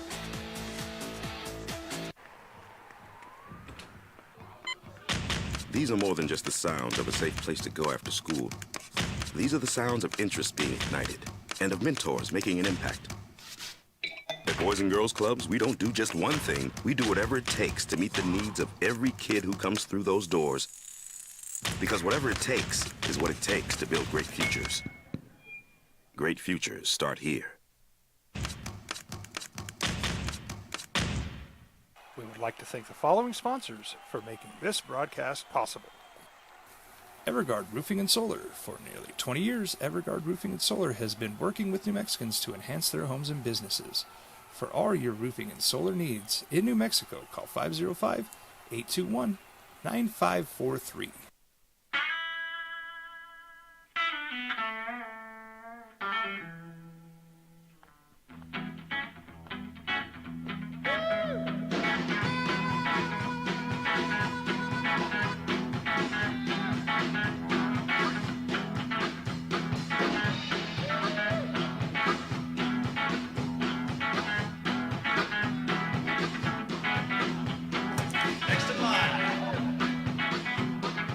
Rudy's is a proud supporter of ProView Networks. Check it out. What is it? It's a time machine, bro. I could jump into the future and get my paycheck early. I already get my paycheck early at US Eagle. Get your paycheck up to 2 days early with US Eagle Early Payday. Now's a great time to have your checking with US Eagle. Time machine. Your girlfriend breaks up with you in 22 hours, 53 minutes. Wait, what? Seth? Hi everyone, my name is Master Sergeant Jacob Groves. I am a Air Force Special Warfare Pararescueman. Air Force Special Warfare are proud supporters of ProView Network and New Mexico Youth Sports. Air Force Special Warfare operators are critical thinkers. They maintain a high level of fitness, they take initiative, and they don't quit. For more information on Air Force Special Warfare, contact me at the number listed below. U.S. Air Force Special Warfare are proud supporters of ProView Sports. International Protective Services is a proud supporter of ProView Sports and New Mexico Youth Athletics. IPS provides residential and commercial security services in the Albuquerque metro area. For more info, please call 505-897-2420 or visit internationalprotectiveservice.com. We fight the battles no one hears about. We drop into the middle of firefights to rescue others. And act as one-man air traffic control towers. We're the ones who go before all others.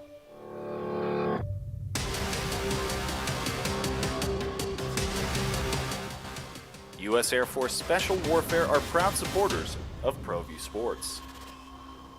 Dream style stucco. Stucco is the way to go. A Southwest tradition, beautiful and durable. The perfect combination. Your favorite color, your favorite texture. You're gonna love it when they put it all together. Through any weather, nothing looks better. From the smooth to the rough, they really know their stuff. Nobody does stucco like Dream style stucco.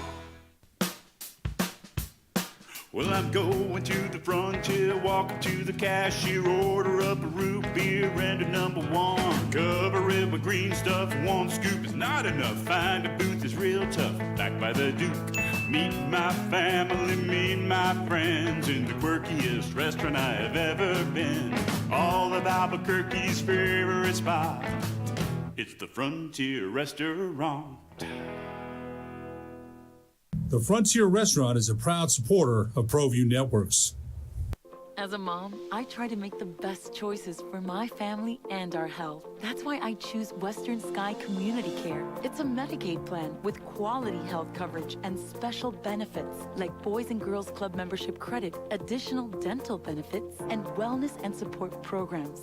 I decide which Medicaid plan is right for us.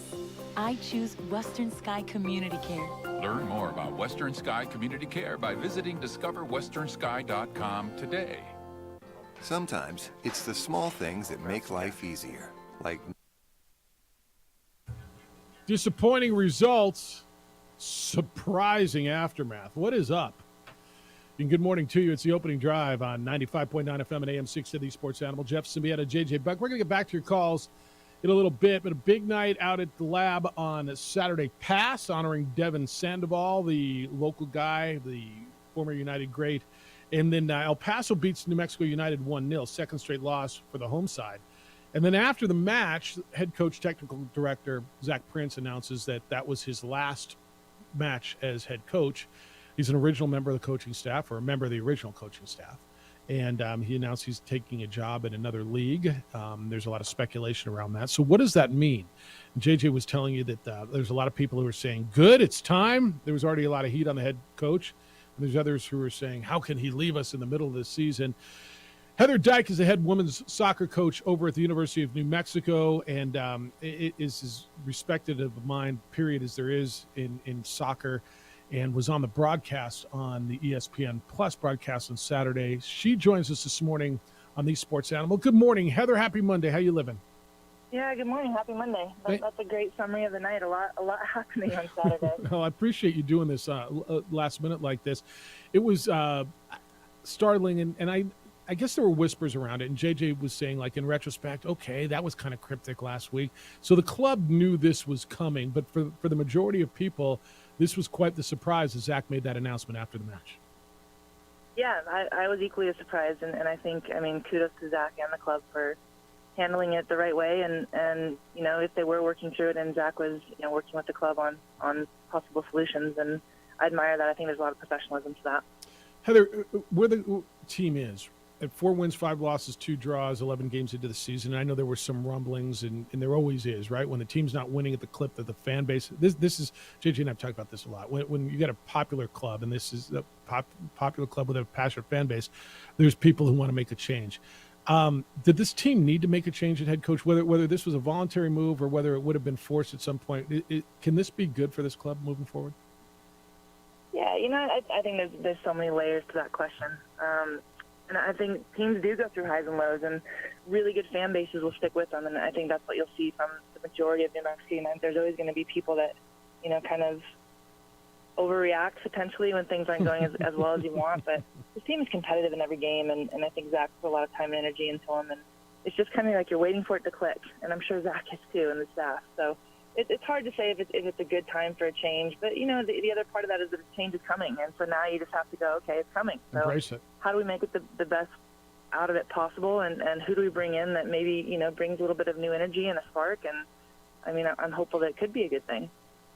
Now, when you look at New Mexico United, how good are they talent-wise? Because right now, and the way I've kind of described it, because if you look at the recent results, it's mid-table performance with championship support. But is the talent there for this team to live up to the fans' expectation?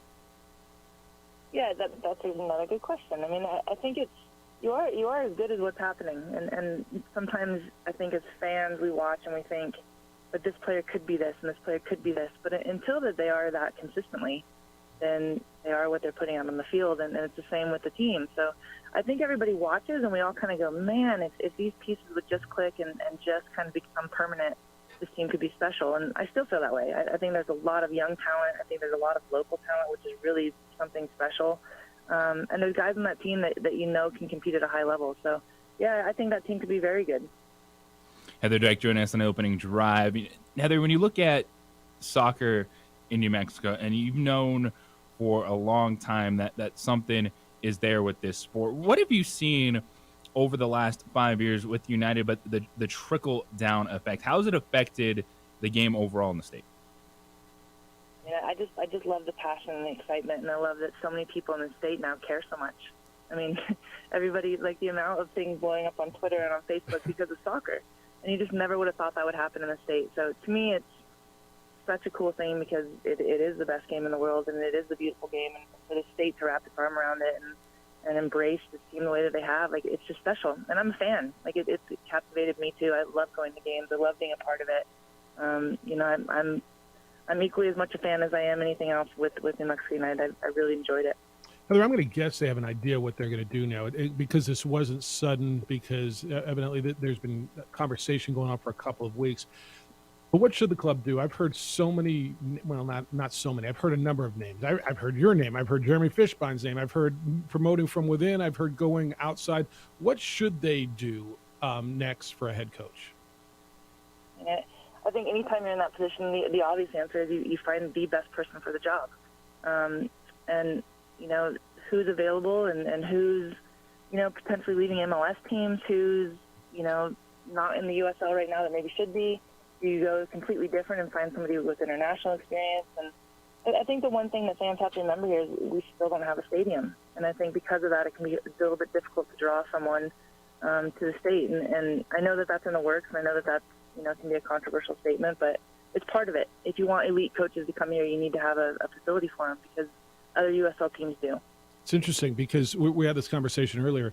Is this an attractive job? And I think the consensus was yes. You've got, as JJ said, championship level support. You're playing in a facility that is fan friendly, but you don't control. So is this on the higher end, or it almost sounds like you're saying that's on the lower end of attractability for a coach because you don't control the stadium?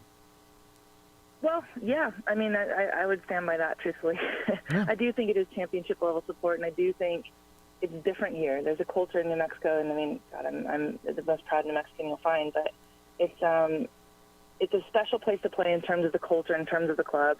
But if you think about the competitive advantage of a team that gets to train in a stadium on grass without, a baseball field run through it, consistently day to day, and that's their facility, there's an advantage there. And, you can add the cameras, you can add the technology, you can add a weight room to that. I mean, there's a lot of things that come along with that I think if you look at some of the teams that are consistently very, very good in the USL, they have that. I mean, like Louisville comes to mind. Like their facility is unbelievable. Heather Dyke is the women's soccer coach at the University of New Mexico, also was on the broadcast and is just everything in soccer in this community. She's with us on the opening drive. How important, what is the role of a coach at that level? I'm going to guess in your sport as opposed to, just like any other sport, right? Probably you're much more involved in your players' lives and development on a daily level. When you get to the professional level and USL, how important is a coach in regards to the daily technical X's and O's and getting performance out of players? Yeah, the role changes. I mean, obviously in a collegiate environment, it is, at the end of the day, my job is to make sure that the young women that come here leave successful women ready to go kill it in the community and have a degree. I mean, that really is my job, and trying to invest in them as human beings more than anything else. And soccer's a part of it. But at this level, you're being paid to play soccer. And you're dealing with adult men. And so there is a difference there. There's your role changes a little bit with the day-to-day. So I do think it becomes more tactical. It becomes more, how do you give your team the advantage going into games, knowing what the opponent's going to do without wavering from what you're good at, and really I like developing an identity with your team. And then it's finding the best players that you can get here. And I think New Mexico has been a draw because so many people know the passionate fan base that we have here, and they want to come play in front of them. Well, Heather, speaking of your role, you guys completed the spring season. You just recently announced your home schedule for next year. You're going to see Texas Tech, Colorado in town. How are you feeling about the way the spring went for UNM and kind of getting your team ready to focus on the fall? Yeah, it's midsummer. I start to get antsy. I'm ready to have the girls back in town and get going in the fall. But it will be a very different look. I mean, I think because of COVID, we were able to keep some really special players here that really became part of our community and part of our team. And we graduated a class that, left 4 out of 5 years with a championship, and they've been special in more ways than one. So the spring was really kind of trying to identify, like, who will those new players be and who's going to step up and kind of take on some of those roles, which I think for our staff and for our team was really fun. Like, it was just new blood and a fresh energy, and we'll see. So now they got to do it under pressure in the fall, and there's going to be a test there, but I'm excited about it. I think each game they're going to get better and better as they kind of get some experience under their belt. How you liking your side gig? You like being on the broadcast, being in the booth, having a headset on, and being behind a microphone? Yeah, when I go up there with Tyler, it's pretty easy. He's good. He does the heavy lifting. I mean, Tyler and JJ do all the hard stuff, and I get to go in and just make comments on it. So, I really do enjoy it. I think it's fun just to be able to talk the game and see it from that level. And, yeah, I really enjoy doing it. It's a fun thing to do. Heather, thanks for jumping on with us last minute like this, and just I think it's good insight, and it's a big deal for the people who are United fans. It's a passionate play right now. It's a big time for this club, and I think it's a big hire for the club right now. Troy was such a impactful person when he left, and so was Zach now that he's gone. Is Zach going with Troy? Is that? I mean, I'm hearing that. Is that your gut feel? That would be my gut. Yeah, that'd be my gut. I mean, I don't know more than anybody else, but. That would be my gut, and if it is, man, you can't blame him. This is, I think the other part of it is sometimes you wear a different lens when you are the coach. It's your livelihood, and it's your family, and sure. I can assure you that Zach didn't take this decision lightly. I mean, he's been invested in this club since the day it started. So whatever he is doing, I wish him all the best, and I'm very, very grateful for what he's given to the community and to Albuquerque. And I mean, I think that's all we can do now. I know that he didn't make this lightly. Heather, best to you. Always appreciate the time. My favorite thing about soccer in this town, and always appreciate your insight. Be well. We'll talk to you soon. Thank you, guys. Have a great day. Take care. Heather Dyke. She's terrific. She's just terrific. And we said Zach and Troy. Many of you don't know. Zach Prince, the head coach who announced on Saturday he's leaving. Troy Lesane, the original head coach of this club, for whom Zach was an assistant.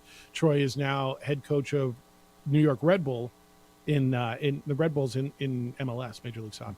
So maybe there's that opportunity. She's I really enjoy her. Great person, great mind, and it is a World Cup year, Women's World Cup in July, so we'll probably be talking with Heather a few more times. She's so good. You got a bunch of responses. I'm going to read those for you when we get back. You can get in on that, 505-246-0610. And one of the things she said is going to be the hot button here. And I'll tell you what that is. We'll kind of expound on that. School's out for the summer. Wasn't there a song about that? School's out. Sorry. What does that mean? Road trips, lots of time on the road. Get your vehicle ready. Call On the Spot Automotive Detailing. You're going to spend a lot of time in that car. On the Spot will make that time much more enjoyable. What they do at On the Spot, they come to you at your convenience, when it's convenient, where it's convenient. They detail your vehicle. Inside, outside, under the seats, under the hood. When they are done, your car looks, feels, smells brand new. It's ready for the road, and it's ready for the kids. Ask them about extra protection. You need that? Ceramic coating, paint protection film, even window tinting for that hot New Mexico sun. And as always, our military gets a 10% discount. I love On the Spot Automotive Detailing. I know you will too. Schedule today at 505-859-2859. Area code 505-859-2859. Or you can schedule online at otsdetailing.com. This report.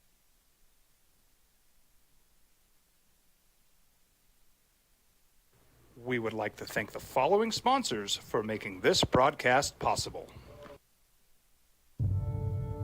We fight the battles no one hears about. We drop into the middle of firefights to rescue others. And act as one-man air traffic control towers. We're the ones who go before all others.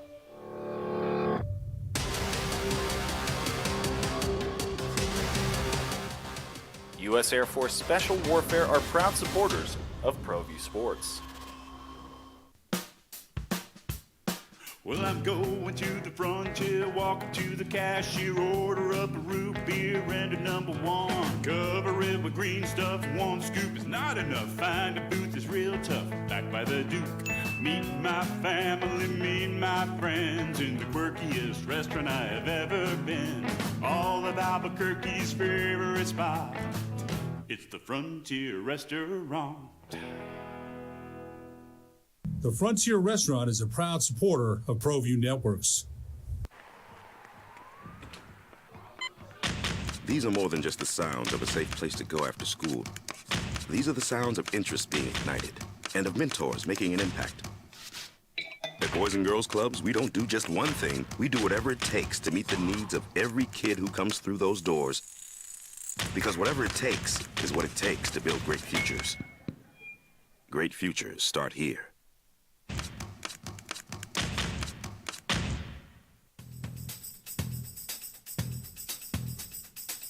International Protective Services is a proud supporter of ProView Sports and New Mexico Youth Athletics.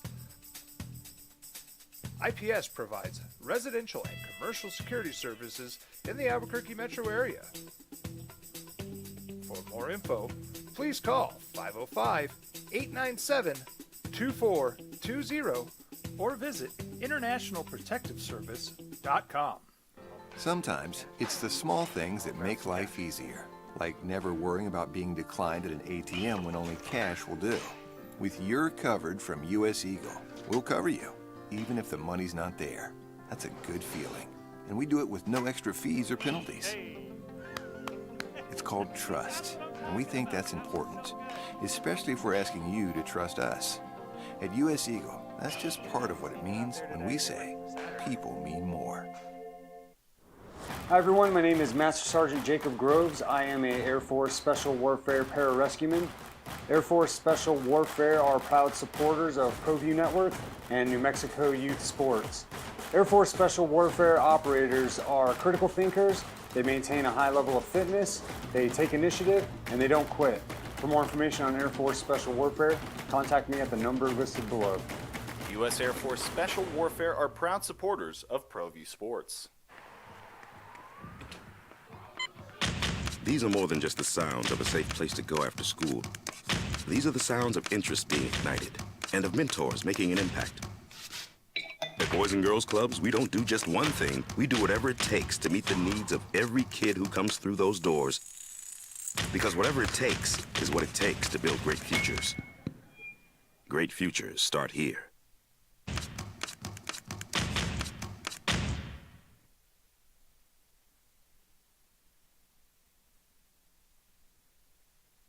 We would like to thank the following sponsors for making this broadcast possible.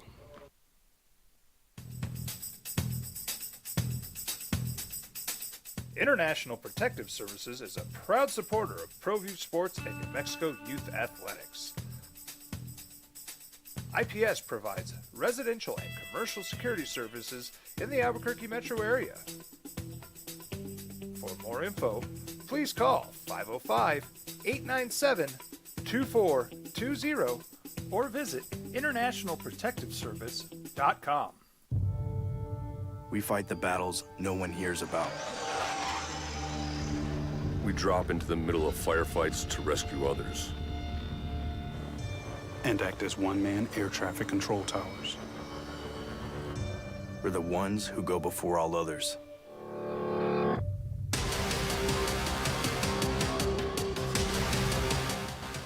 U.S. Air Force Special Warfare are proud supporters of ProView Sports. Check it out. What is it? It's a time machine, bro. I could jump into the future, get my paycheck early. I already get my paycheck early at U.S. Eagle. Get your paycheck up to 2 days early with U.S. Eagle Early Payday. Now's a great time to have your checking with U.S. Eagle. Time machine. The Sports Animal. Text line 505-246-0610 says, how about Jeremy Fishbein for New Mexico United soccer coach? I hear that a lot. Jeremy Fishbein, the former Lobo soccer coach. Emails. Richard said, I thought I was listening to Alice Cooper on 94 Rock. Sing, Jeff, sing. All right. This one's from Bourne. It says, really, Jeffy? Really? So now United can't find a coach because they don't have a stadium? It's so typical New Mexico. It's too hot, too cold, too Saturday. Hamilton's at Popejoy, etc. It was interesting. Heather Dyke was just with us, the Lobo women's soccer coach. We're talking about Zach Prince, the United head coach, technical director, announcing he's leaving for another job and who's next. And you and I said earlier, is this an attractive spot? We thought it was because of the support. Heather is saying because they don't have a stadium. And look, now put it in context. She's in the soccer community. She's affiliated with the club. And so she's going to be pro stadium and push the stadium. And I think eventually they get a stadium. It's not a false statement. Probably not. It's not. Like, this can still be an attractive place because of the support, the investment, the interest in it. But understanding that you're the secondary tenant and your practice facility, the place you're hanging out, is a nice little shed at Mesa del Sol. They got a nice practice facility out there, but yeah, they don't have a full setup because they can go hand in hand. Yeah, is the fact that you would be better off as a professional franchise with your own building and stadium, but still, they'll eventually get that. I don't think anybody's doubting that. I think, how long is it going to take? Will they get it? What's it going to mean? But Heather suggested that maybe that they're not as consistently winning because they don't have their own spot. And I don't know. You're going to have to help me here. Sacramento have their own stadium? Yes. El Paso does not. They play in a baseball stadium. They're second in the table. Yeah. San Antonio does. San Diego does not. They play it at and they're moving into Snap. Oh no! Well, San Diego's done. They're going MLS, right? So they play at USD's place. Yeah. They play at the University of San Diego's football stadium. But are they going away now that MLS is coming? Because does Oakland have I don't know. Does Oakland have their own stadium? Monterey Bay? I don't know. I know Colorado Springs does. Does it correlate? Again, you're going to have to help me on the East. Charleston, Pittsburgh, Tampa Bay. They all have their own stadium. They all do? Yeah. Okay, I know Louisville. Well, it's not a false statement. Yeah. It's not. Yeah. You can go to the playoffs. You can contend. El Paso does that. El Paso just beat you. Yeah. But the realization is, if there is a good coach that has opportunities, could that be something that sways them? The answer to that is yes. No. Fair enough. With the control of your facility. Yeah. Outweigh the fan that outweighs the support for the club? I mean, I hear they have the best support in the whole league, right? So wherever it goes, I got to believe they'll attract somebody, and I think they know where they're going at this point. It sounds like this has been in the works for a number of weeks, certainly at least a week. And where do they go? And we asked Heather, do you think they go within or without the organization? And she said, you find the best person. That's right. And I always wonder at different levels, what does a head coach mean at this level? Is it about development? Is it about X's and O's? Are you more of a psychologist? Is it about being the front person for the organization? And I would tell you that the front person for your organization here happens to be your owner, right? So what's most important, do you think?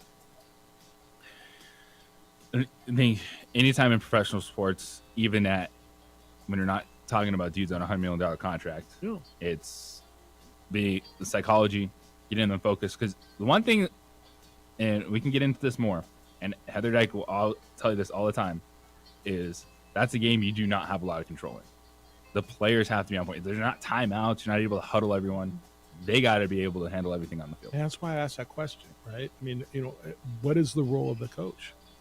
All right, we'll dive into that more when we come back. How did the Heat come back from 8 down to start the third, take control, and can the Nuggets turn this thing around?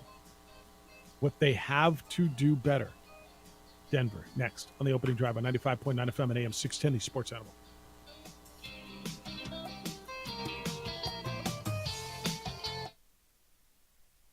We would like to thank the following sponsors for making this broadcast possible. As a mom, I try to make the best choices for my family and our health. That's why I choose Western Sky Community Care. It's a Medicaid plan with quality health coverage and special benefits like Boys and Girls Club membership credit, additional dental benefits, and wellness and support programs.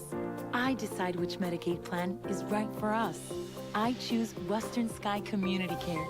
Learn more about Western Sky Community Care by visiting discoverwesternsky.com today. Don't sacrifice quality and flavor when you're in a hurry. Golden Pride offers ribs, fried chicken, green and red chili breakfast burritos, and Frontier Cinnabons. 4 great locations, or visit us online at goldenpride@abq.com. Golden Pride Barbecue Chicken and Ribs, proud supporter of ProView Sports Network.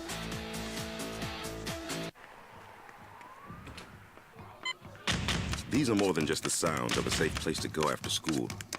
These are the sounds of interest being ignited and of mentors making an impact. At Boys and Girls Clubs, we don't do just one thing. We do whatever it takes to meet the needs of every kid who comes through those doors. Because whatever it takes is what it takes to build great futures. Great futures start here. We would like to thank the following sponsors for making this broadcast possible. Everguard Roofing and Solar. For nearly 20 years, Everguard Roofing and Solar has been working with New Mexicans to enhance their homes and businesses. For all your roofing and solar needs in New Mexico, call 505-821-9543.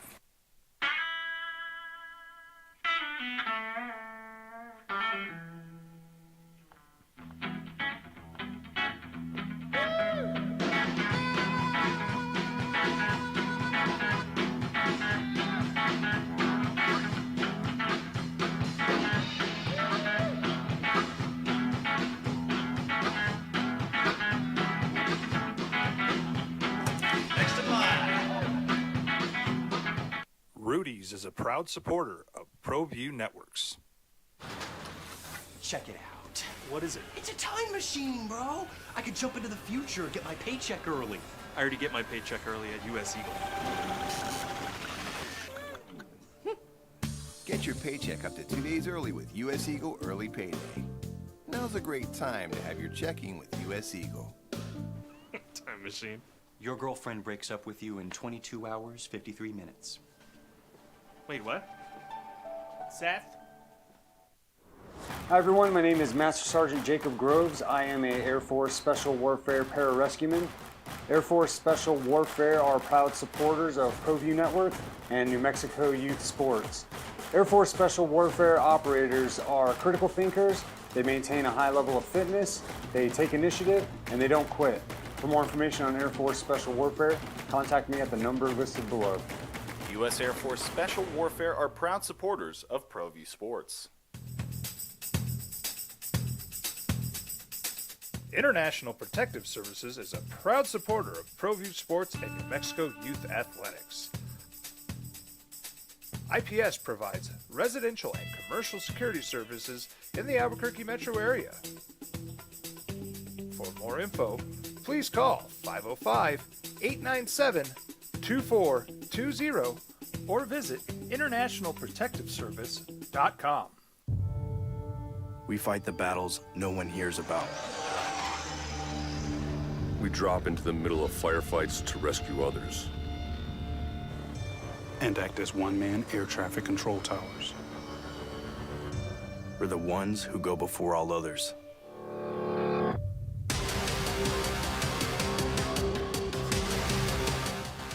U.S. Air Force Special Warfare are proud supporters of ProView Sports. Dream style stucco. Stucco is the way to go. A Southwest tradition, beautiful and durable. The perfect combination. Your favorite color, your favorite texture.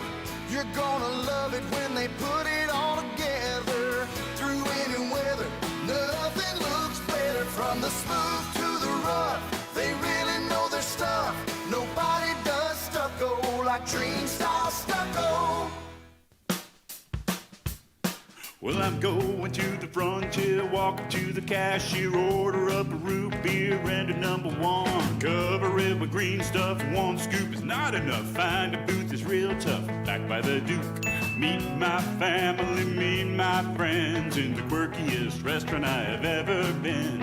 All of Albuquerque's favorite spot, it's the Frontier Restaurant. In the AM with three-time New Mexico Sportscaster of the Year, Jeff Symbieta and JJ Bond. Elkridge playing off him. Robinson trying to find an opening. Butler, corner three. It's good. Jimmy Butler, his second three-pointer of the game. Jimmy Butler and the Heat beat the Nuggets in Denver, 111-108. We're tied 1-1 going back to Florida. 21 points, 9 assists for Jimmy Buckets. It's the opening drive. Good morning to you. 9 o'clock hour begins. Talking a little hoops as the Heat win, come from 8 points down to start the fourth quarter, and survive a Jamal Murray 3 attempt at the buzzer and steal one. And I'll say steal one because when you're down 8 going into the fourth quarter and you get out of there on the road, that was a little bit of a steal one. Now, did they earn it? Yeah, they earned it. They played better than Denver down the stretch, but it's one of those where you guys are Denver fans. This is ouch. That's when they got away. Yeah, it upsets me how much I like this Miami Heat team.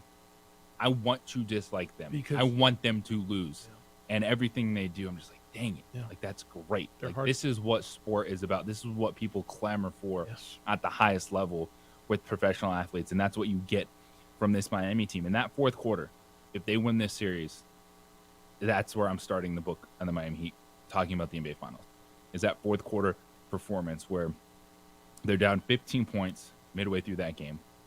They're down 8 at the start of the fourth quarter. 8 points. And within 2 minutes, they're up 3. That is a championship quarter.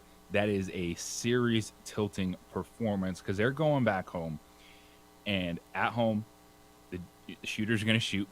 I don't expect them to drop off like they did in game 1. The defensive changes, the little tweaks that Miami has done have been fantastic. And now you take a step back and you're looking at Michael Malone, and he sent his message. His post-game message was about effort. He put that out in the media because he knows his dudes are going to see that. And can the Nuggets? They're not a great defensive team, but they're good because it is just contest and rebound. They did none of that in the fourth quarter.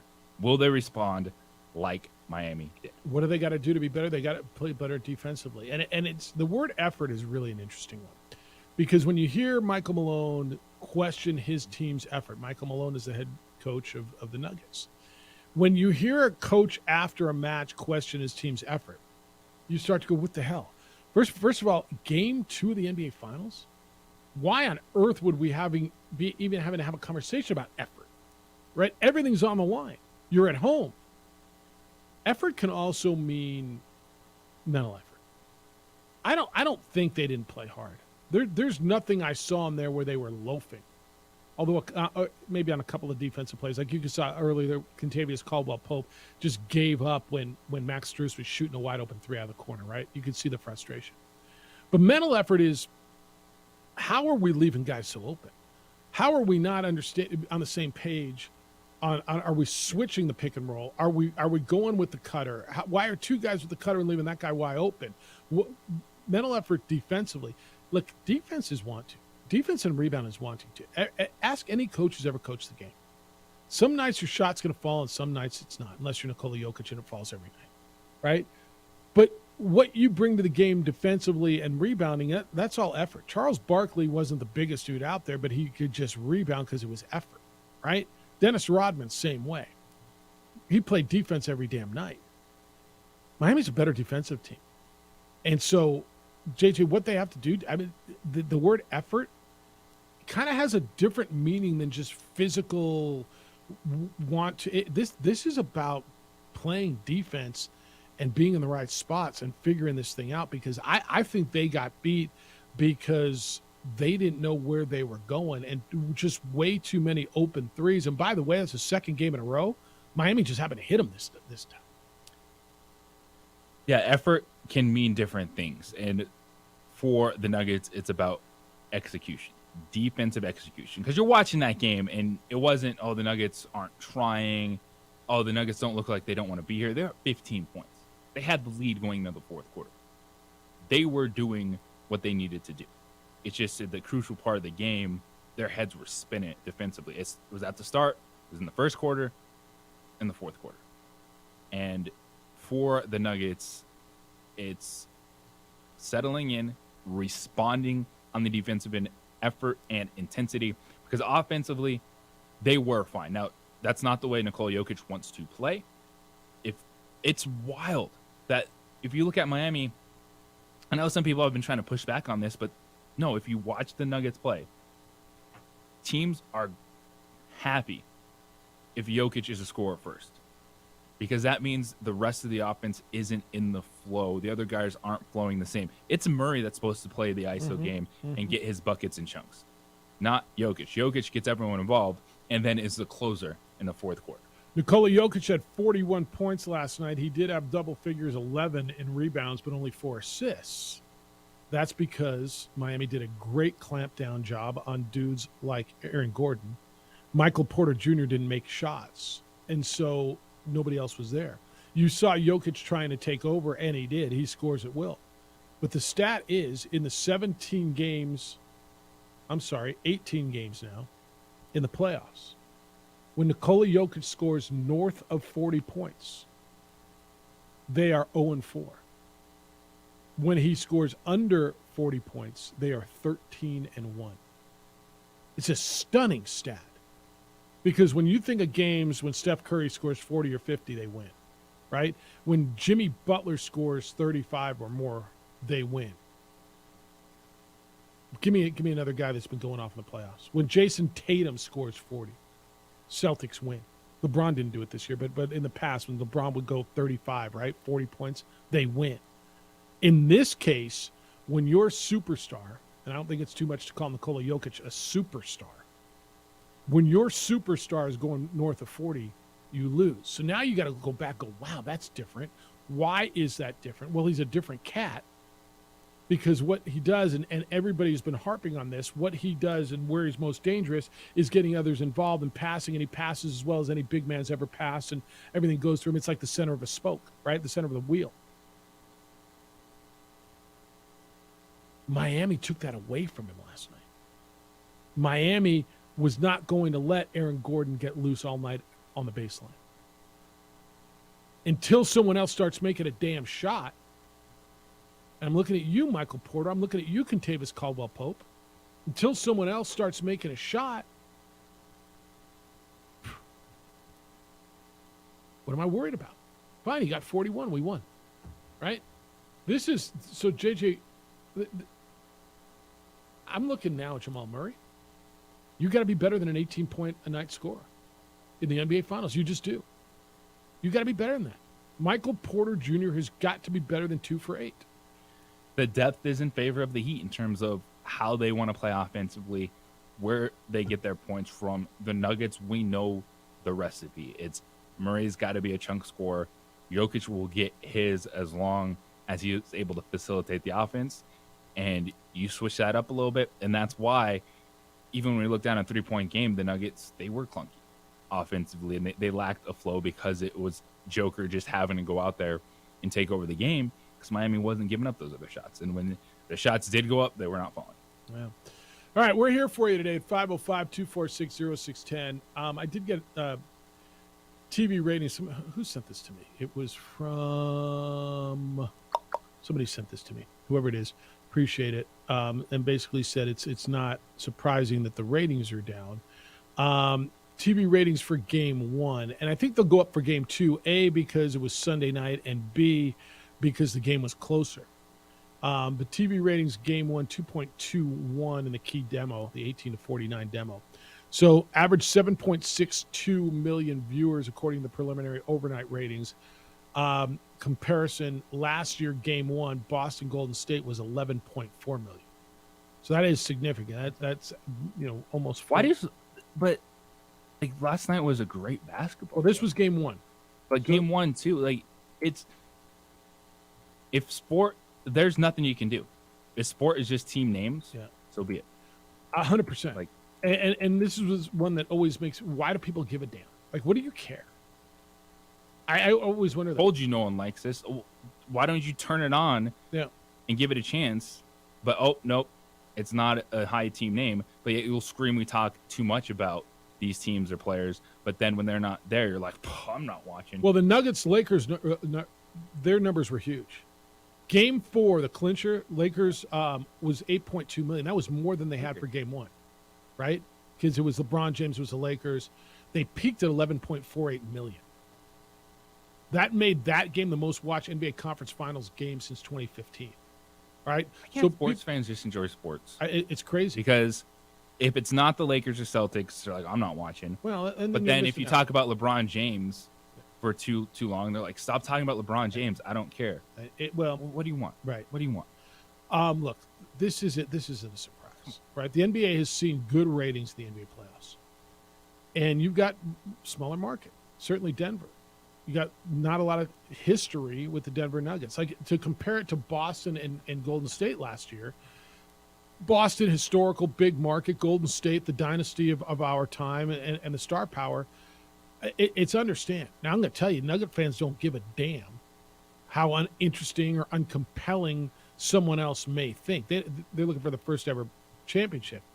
And game 1 wasn't great. Well, and it wasn't whatever. Like, and just stop playing both sides then as a sports fan. Stop screaming we talk about Tom Brady or LeBron James too much, but then you're not tuning in if it's not Tom Brady or LeBron James. Well, so just like get over yourself. That's a sports fan problem. They want everything both ways. I asked the question, why do you care? Like, to the sports fan who says, I don't want the same thing every time. I don't want to see Alabama every year, right? I don't want Alabama and Clemson every year. I want somebody else besides Ohio State and Georgia. Okay. I don't want to see the Lakers and Celtics every year. All right, you got it. You got something actually really compelling. You got 2 pretty good storylines here in Miami and Denver. Now, it's not – I'm going to go back to this, and I hear this on the radio a lot. I hear it from people. I don't know who that is. Who's Dolph Schayes? Just because you don't know who Dolph Schayes is doesn't mean it wasn't great. Just because you don't know anything about the Denver Nuggets or the Miami Heat doesn't mean it's not really good. How about you go out and learn something? You listen to new music. I mean, maybe you do. Right, but we want new music. Why wouldn't you want to go learn something new about sports? Why wouldn't you want to go watch the Vegas Golden Knights and the Florida Panthers? Remember when people were complaining about super teams? Yeah. And stars just joining the team. Yes. And, Kevin Durant. Those aren't real championships. He hasn't won a championship. Yes. And so you get 2 teams that are complete opposite of that. And yet there's a portion of fans that just want to keep telling you how no one's watching it. That doesn't make sense. Why do you care so much about ratings? Give the game a chance, and last night was a great basketball game. And the NBA, the Lakers Celtics, it's going to resonate differently, But this is one of those moments that they are embracing it. This postseason for them, it was NFL-like because everyone had a chance. This is the New York Giants winning a Super Bowl. This is the wild card team 100%. going on a run. And yet, for some reason, it's seen by so many people as a negative for the NBA, when in other sports, you're like, this is amazing. Like this Heat team, if they win the title, it will be one of those that you're going to be like, wow, where did that come from? That was an unbelievable run. Like, this is what we want from sports. So stop sending me the rating stuff, turn on the game, and hopefully it's good. Why do you give a damn about the ratings? I'm just curious. Like, if you like something, why do you give a damn what the ratings are? Does it affect you?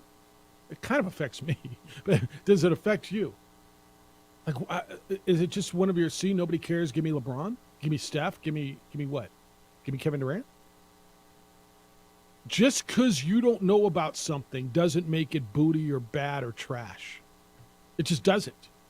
How about open your mind a little bit, take a look and go, wow, that's pretty good. Because if you watched last night's game, we were all on the edge of our seat till the last ball hit the rim, right? Yeah.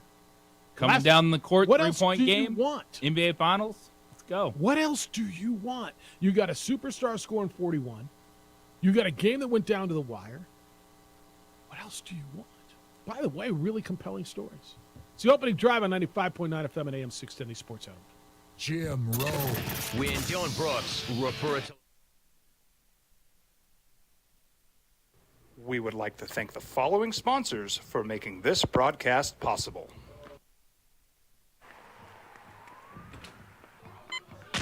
These are more than just the sounds of a safe place to go after school. These are the sounds of interest being ignited and of mentors making an impact. At Boys and Girls Clubs, we don't do just one thing. We do whatever it takes to meet the needs of every kid who comes through those doors. Because whatever it takes is what it takes to build great futures. Great futures start here. Don't sacrifice quality of flavor when you're in a hurry. Golden Pride offers ribs, fried chicken, green and red chili breakfast burritos, and Frontier Cinnabons. 4 great locations, or visit us online at goldenpride@abq.com. Golden Pride Barbecue Chicken and Ribs, proud supporter of ProView Sports Network.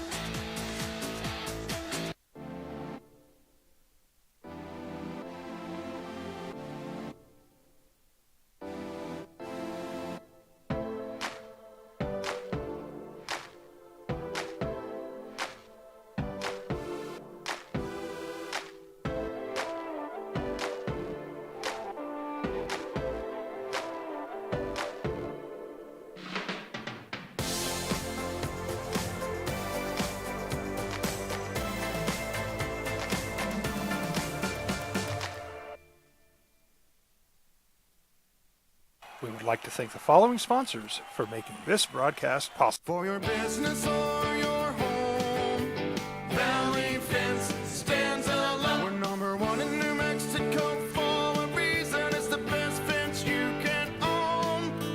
Proudly serving New Mexico for over 50 years. At Valley Fence, the difference is clear. No fence too big, too small, or difficult. We handle them all. Check it out. What is it? It's a time machine, bro. I could jump into the future, get my paycheck early. I already get my paycheck early at US Eagle. Get your paycheck up to 2 days early with US Eagle Early Payday. Now's a great time to have your checking with US Eagle. Time machine. Your girlfriend breaks up with you in 22 hours, 53 minutes. Wait, what? Seth?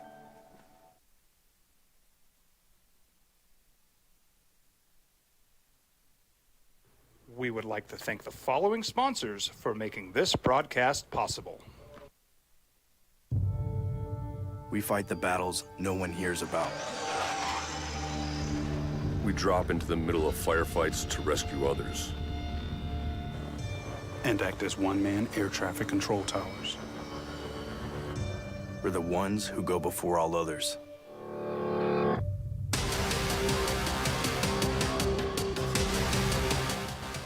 U.S. Air Force Special Warfare are proud supporters of ProView Sports.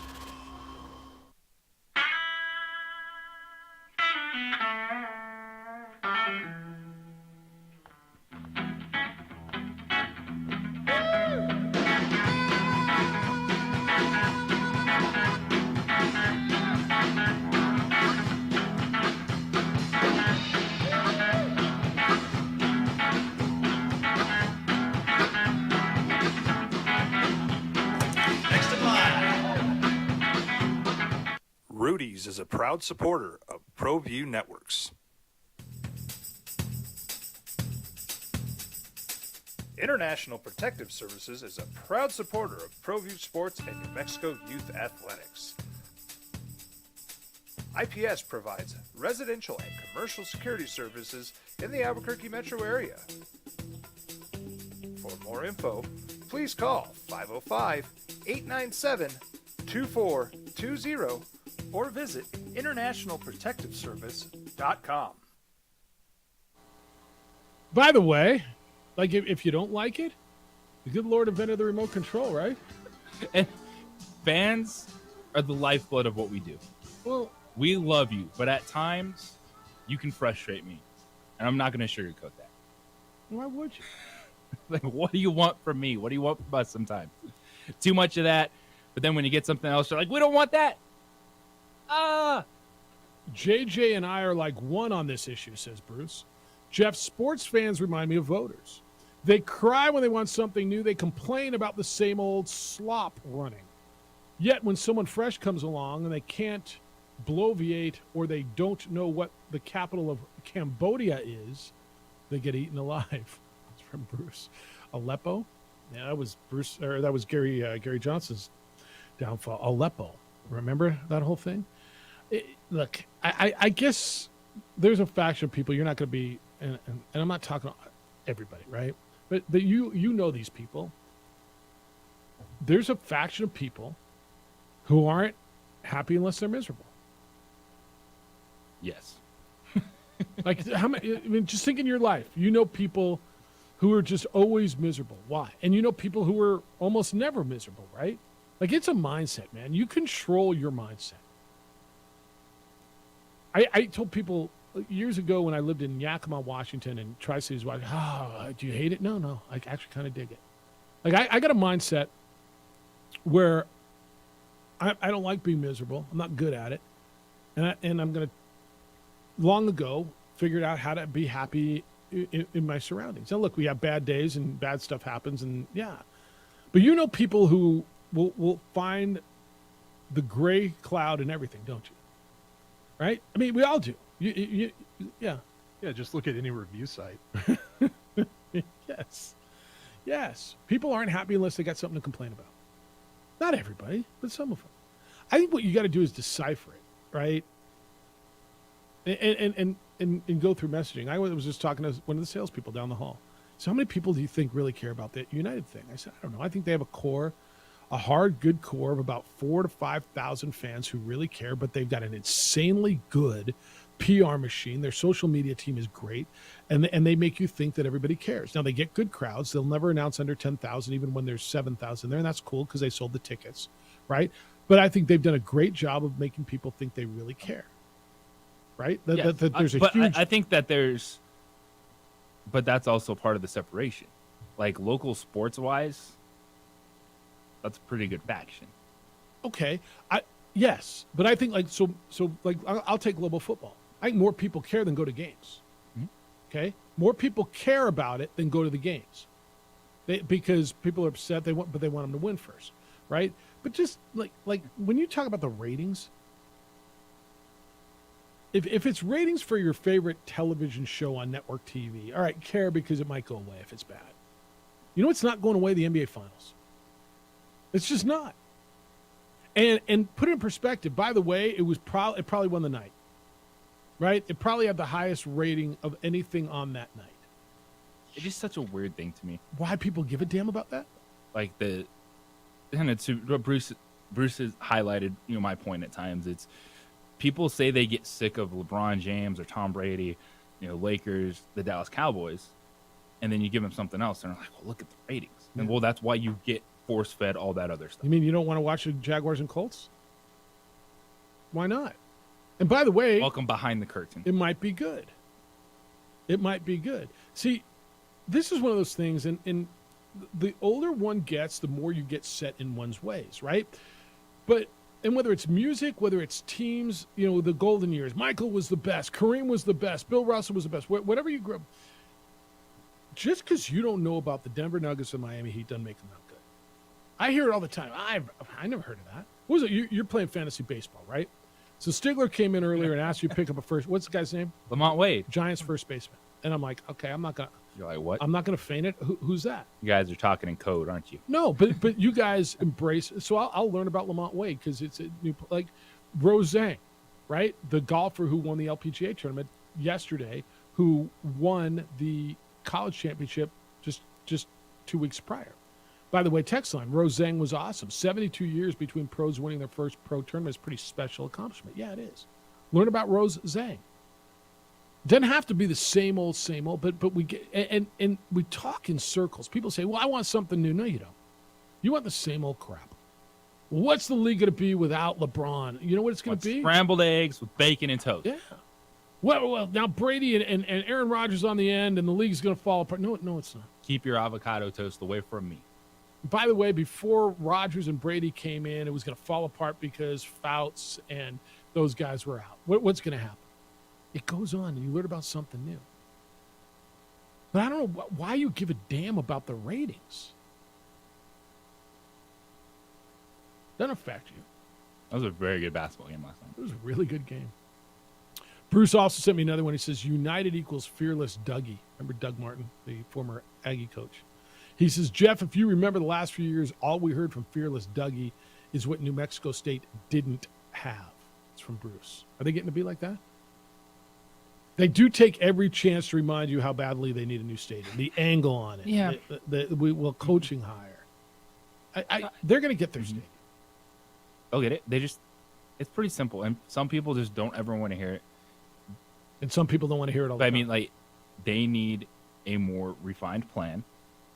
And it feels like they're working in that direction. United took their shot, and I don't blame them. When it came up and they said, hey, we're going to put this on a ballot, you don't say no to that. Now, I don't think they realized the backlash that they would I don't think face. they expected it. They just thought, oh, no, this is a great opportunity. And no one would say no to that. Oh, you want to put this on the ballot to give us I got it. $65 million to build a stadium somewhere? Fantastic. Let's go.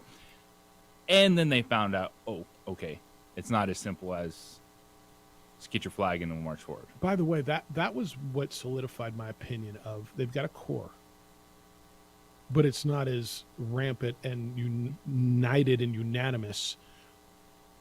And that's when they became the dividers to a lot of people, right? We were getting the texts and the emails that were calling them the dividers. 65-35 was pretty overwhelming against it. It's very right. It just didn't pass by a few percentage points.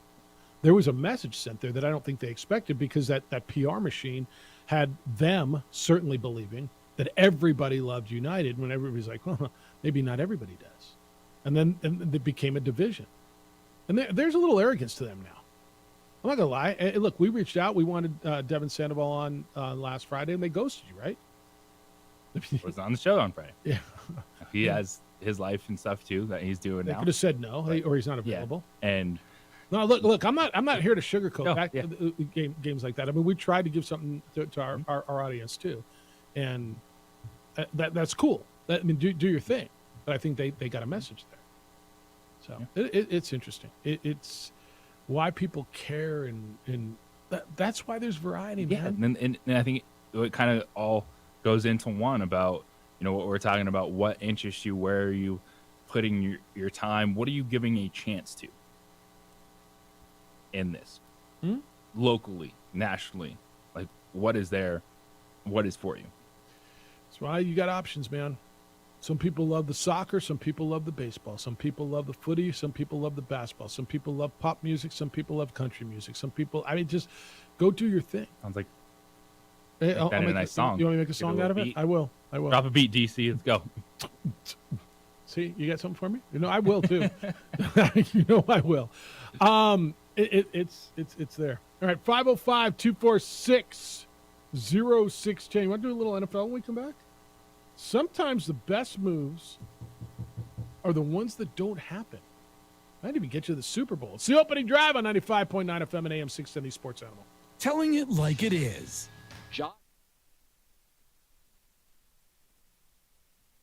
We would like to thank the following sponsors for making this broadcast possible.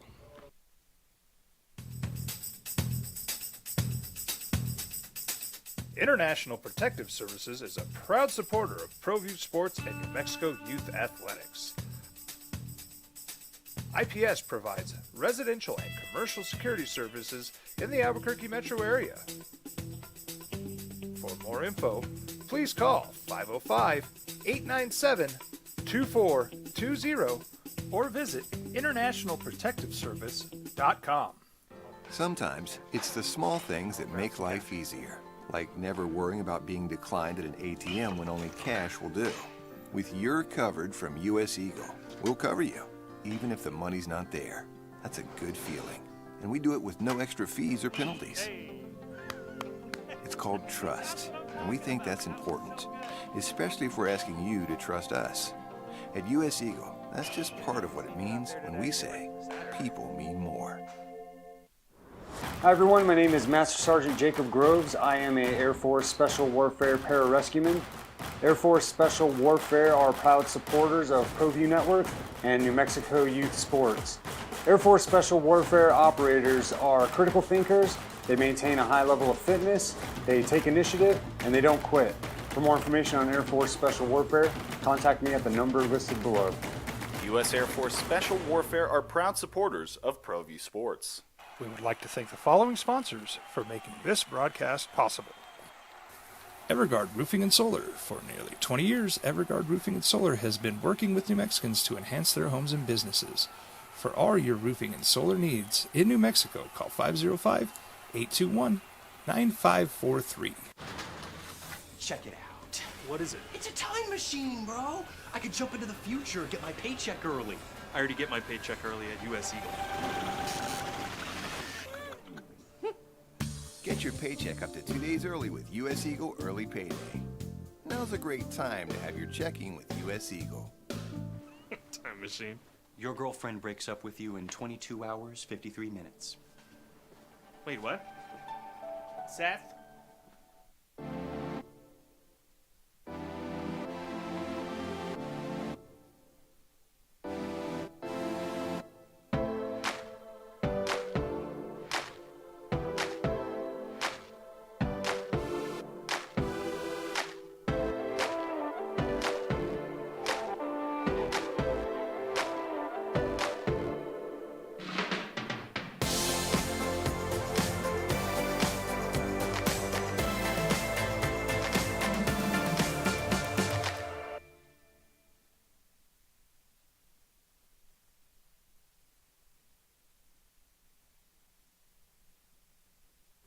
We would like to thank the following sponsors for making this broadcast possible.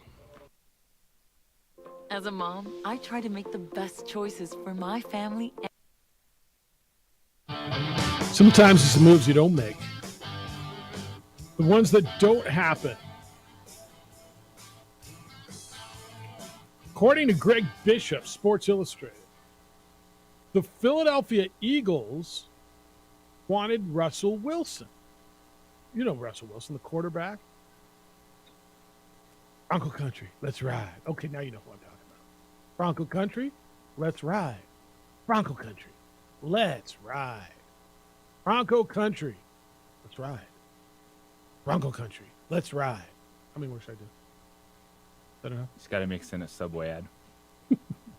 According to Greg Bishop, the Eagles made an offer to Seattle for Russell Wilson. However, Russ exercised his no-trade clause, vetoed the deal, ultimately leading to his eventual trade to the Denver Broncos, meaning Jalen Hurts got to be the quarterback and was almost Russell Wilson's backup.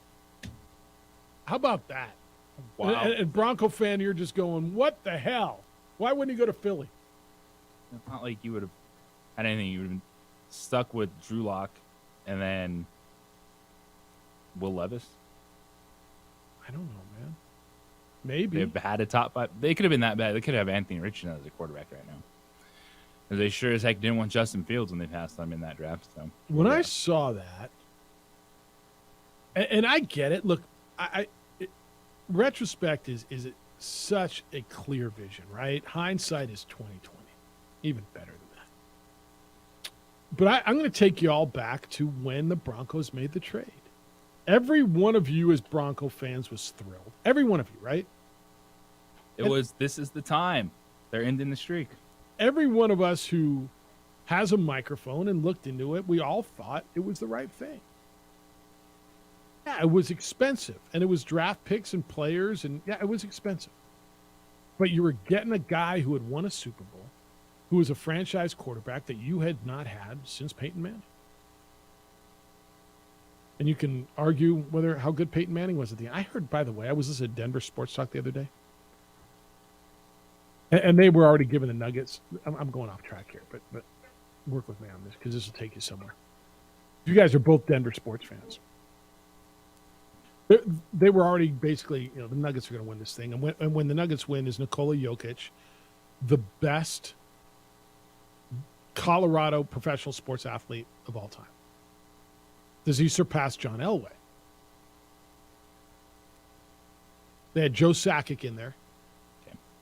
And really nobody else. Although dude was saying that Peyton Manning, one of the dudes was arguing that Peyton Manning was better than Joe Sakic and better than Elway. And it's like, stop it, dude. Like, Peyton Manning was good and won a Super Bowl, but he doesn't get to be above Elway. I think the longevity would. Dude, I would throw Alex English in there too, even though, but they're, David Thompson, but you have to have won a championship. Where would you put if Jokic was like? Then there's only John Elway and Joe Sakic or Patrick Wall could be on that. So, I don't know. He would be on the I Mount thought Rush. this would be of interest to you guys. Because this is right in your hitting zone. Even if Jokic doesn't win, like, he's Mount Rushmore sport. Like Melo brought expectations to Denver. Yeah. Like, that team was nothing, and he got there. And I know Melo's one of those people that he's never going to get his full due because guess what? He never won a championship. Yeah. He changed basketball in Denver. He changed that franchise.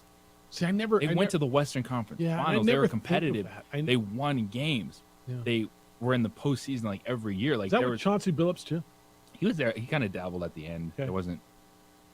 But it was. Is George Karl the coach? George Karl was the coach. Yeah. Like, they were. Like, their peak was Western Conference Finals against the Lakers and that Andrew Bynum, Kobe Bryant. What's your Mount Rushmore of Colorado professional sports athletes?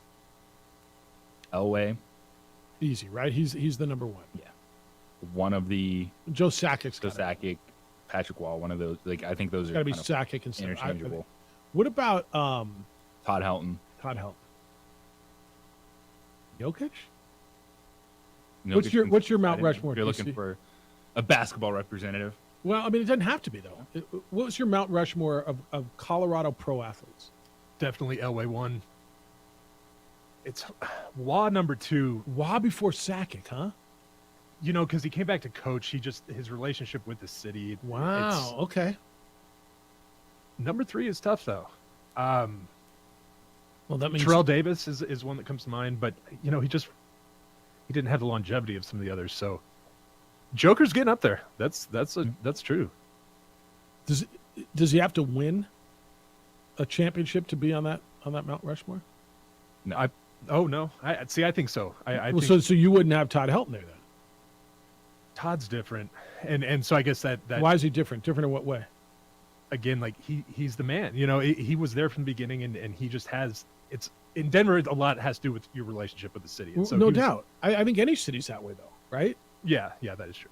But I mean, I think Helton, Holiday left. He still hasn't touched home plate. I think if you think of base of a franchise, and to me, even like Todd Helton's the one that even if you don't live in Denver, like, oh yeah, Todd Helton, like, Colorado you Rockies, associate with that franchise and with that city, right? I mean, and it doesn't have to be one from each franchise. If you're going to tell me there's no Nugget or there's no Rocky, and you guys know you're closer to this than I would. And those guys were saying Sakic, and it made sense to me way before Patrick Waugh. I think Sakic and Waugh, honestly, those two both, because Joe Sakic's been a GM and he won another Stanley Cup, and in the front office with the Colorado Avalanche. Like those, I think those two are interchangeable as bases to what sport means in Denver. Because when you look at the Nuggets and Avalanche, that's new. Like, those franchises came along in the 90s. Okay, but that's now 3 decades. So that's 1, 2, 3+ decades, right? I mean, 3+ decades is quite impactful, and certainly for your generation. I mean, you grew up with it. DC grew up with it. Like that's really impactful.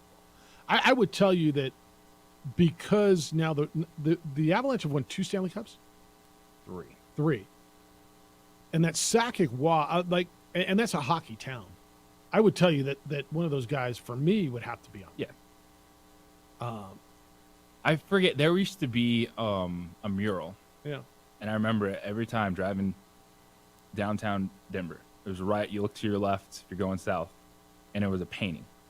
And I know on it was John Elway for sure, and a couple other people, and I cannot for the life remember who it was, but it was just that. It was like the Mount Rushmore of Denver athletes. I thought it was an interesting conversation, and that would Joker be on it? I'm thinking, dude, I don't know, 2-time MVP, for me, he's almost on it already. Dan, good morning. You're on the Sports Animal. Hi, Dan. Hey, where's Floyd Little? Where's Floyd? Where's he on your list? Oh, I mean, he's not on my list, but he could be on yours. Yeah, I'm just saying. But anyway, listen, I want to talk about basketball last night. Let me tell you, 2 great teams in there. Yep. I don't know what people are complaining about. If you watch the game from beginning to end, Miami was up 11 in the first quarter there. Denver came back. Denver had a lead. Miami came back. It was like a heavyweight fight. And I want to talk about that kid, what's his name, Nicole or whatever, the center they have there. Yeah. That kid has the feet of Fred Astaire. I mean, his feet are so light, and he's got light hands. When he shoots a ball, he's not, throwing it hard. Nice and easy, it goes in. He's got very, very light feet and light hands. He can pass the ball. He can move. Now, the thing with the series, you cannot count Miami out. Remember, Miami knocked out Milwaukee and Boston, the 2 best teams in the East. Okay, they're not schlubs. They're a very good club, and they're going to come back at you. And Denver's got to learn how to put them out. Yes. Once they have them, get on top of them, and don't let them get up. And they just didn't do that yesterday. But I feel that Denver's got a great chance of winning this. But Miami is going to fight tooth and nail. This isn't going to be a sweep or anything. They're going to fight tooth and nail. You saw it last night, what they did. And, Yep. I think it's a good series, man. It's a good series either way you go. I don't know what people are complaining Well, about because but that's all I got, guys. No, You have a it's good great, day, Dan. huh? Thanks, Dan. They're complaining because it ain't their team or they don't know about it. That's what they're complaining about. You can't watch that last night. You can't honestly tell me, unless you just want to argue, that wasn't a good watch last night. How can you somehow possibly tell me that last night a team coming back from down 8 on the road, and then the other team on an 11-2 run and having a shot at the buzzer to win it wasn't a good watch? Tell me. What else do you want? Well, it's not the South. LeBron wasn't there. And look, and if you don't like the hoops, that's cool, man. That's not your thing. Some people don't like soccer. Some people don't like hockey. Some people don't like the hoops. Be cool. That's cool if it's not your thing. But to tell me it was a bad watch, or it's trash, or it's booty, or it's garbage because your team's not, or you don't know about it, you're wrong. Like with all due respect, you're just wrong. You like new music? I think. Maybe you don't. You like new? No, I do not know what these kids are listening to today. Damn kids today, they listen to this crap music. I know. Just because you don't know about something doesn't mean it's not good. Just because you haven't heard about it doesn't mean it's not happening. I got a bunch of correspondence from you. I'll get you ready. Go throughout your day, everything you need to know when we come back, but you need to know about John Thomas Jewelers. The best jeweler, period. I walked in the first time, and you just really, sometimes you go somewhere and you go, wow, this is different. I just know it. That's what when I went to John Thomas Jewelers. First of all, you have to want to get there. It's on the 3rd floor of the Lewis University building, right across the Coronado Mall. It's on Louisiana, 1 block south of Manal, right across the mall, the east. 3rd floor, you walk upstairs, and it's amazing. If you're looking for an engagement ring, there is no other spot. We'll get custom jewelry, and they do more custom jewelry in a week than most jewelers do in a year, and it's more affordable. Why? Because they do it right there on site. They don't send it out. Jeff, I don't know about this. That's right. They walk you through the process. You know what you like, you know what you don't. And even if you don't know, you'll know it when you see it. They'll show you different bands, different sizes of stones, different shapes of stones, cuts. You walk through it. There's no better place than John Thomas Jewelers. And right now, with any purchase of just $5,999, they're giving away a 7-night all-inclusive trip to the Dominican Republic. Perfect for couples looking to get engaged. You get the ring, you get the honeymoon. It's perfect for couples looking to celebrate an anniversary, jewelry, and a trip. It's perfect for anyone looking to get away, and this is not a contest. Any purchase of $59.99, you get the trip, all the food, all the drinks, the tropical destination. They're giving it away while supplies last. Go see John and the unbelievable people at John Thomas Jewelers. You're going to be glad you did. It's johnthomasjewelers.com, third floor, Lewis University building on Louisiana, 1 block south of Manal. If you can dream it, they will make it.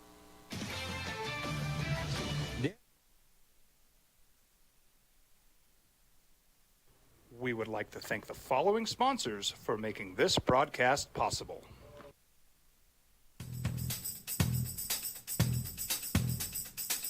International Protective Services is a proud supporter of ProView Sports and New Mexico Youth Athletics. IPS provides residential and commercial security services in the Albuquerque metro area. For more info, please call 505-897-2420 or visit internationalprotectiveservice.com.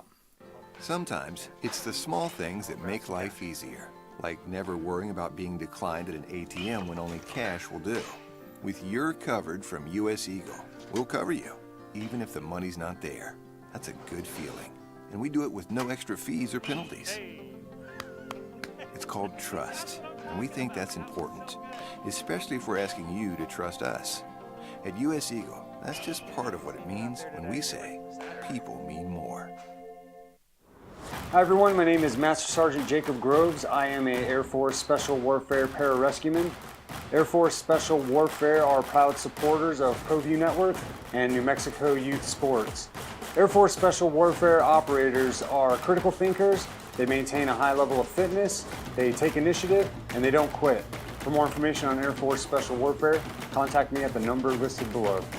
U.S. Air Force Special Warfare are proud supporters of ProView Sports. We would like to thank the following sponsors for making this broadcast possible. Everguard Roofing and Solar. For nearly 20 years, Everguard Roofing and Solar has been working with New Mexicans to enhance their homes and businesses. For all your roofing and solar needs in New Mexico, call 505-821-9543. Check it out. What is it? It's a time machine, bro. I could jump into the future, get my paycheck early. I already get my paycheck early at US Eagle. Get your paycheck up to 2 days early with US Eagle Early Payday.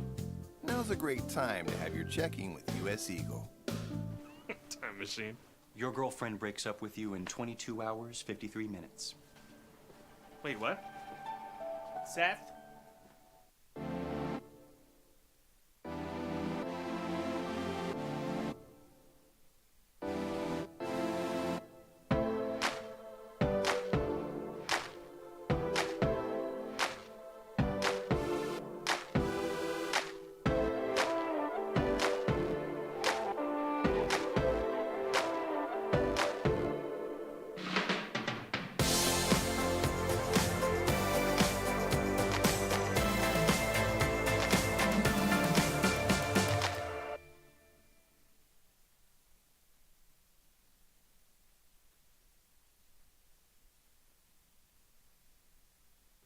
We would like to thank the following sponsors for making this broadcast possible.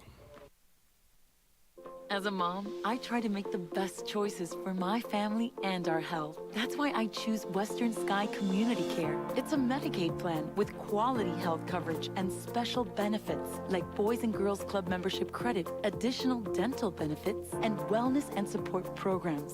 I decide which Medicaid plan is right for us. Text line says Floyd Little. Is Floyd Little? Should he be on the Mount Rushmore? Getting momentum. Says, who cares what the ratings are? Watch the excellent game of basketball being played for you. I think that's right. This one is trying to take a shot at me. It's cute. Is that your philosophy with the, and then he put a title sponsor on the New Mexico Bowl. Yeah. What do you care about what ratings are in New Mexico Bowl? I care, but what is it? How does it affect your life? Just curious. Dante Bichette for his Hall of Fame mullet. Well, the Blake Street Bombers got Dante Bichette, Andres Galarraga, Benny Castillo. Ralph's in from San Diego. He says, bro, a whole OD segment on United Soccer? simmer down, MLS City. Now that you guys have MLS soccer, and talk about the USL. We get a surf report from Ralph periodically. He says surf's okay. Need to wait out the negative low tide. Mid-morning is the call before the winds pick up. Says I didn't watch the Heat versus Nuggets yesterday. I thought the series was already over after Game 1. Now the Heat have shown they can make it a series. I'll watch. Malone's not only coaching against Spoelstra, but also Riley, two great basketball minds.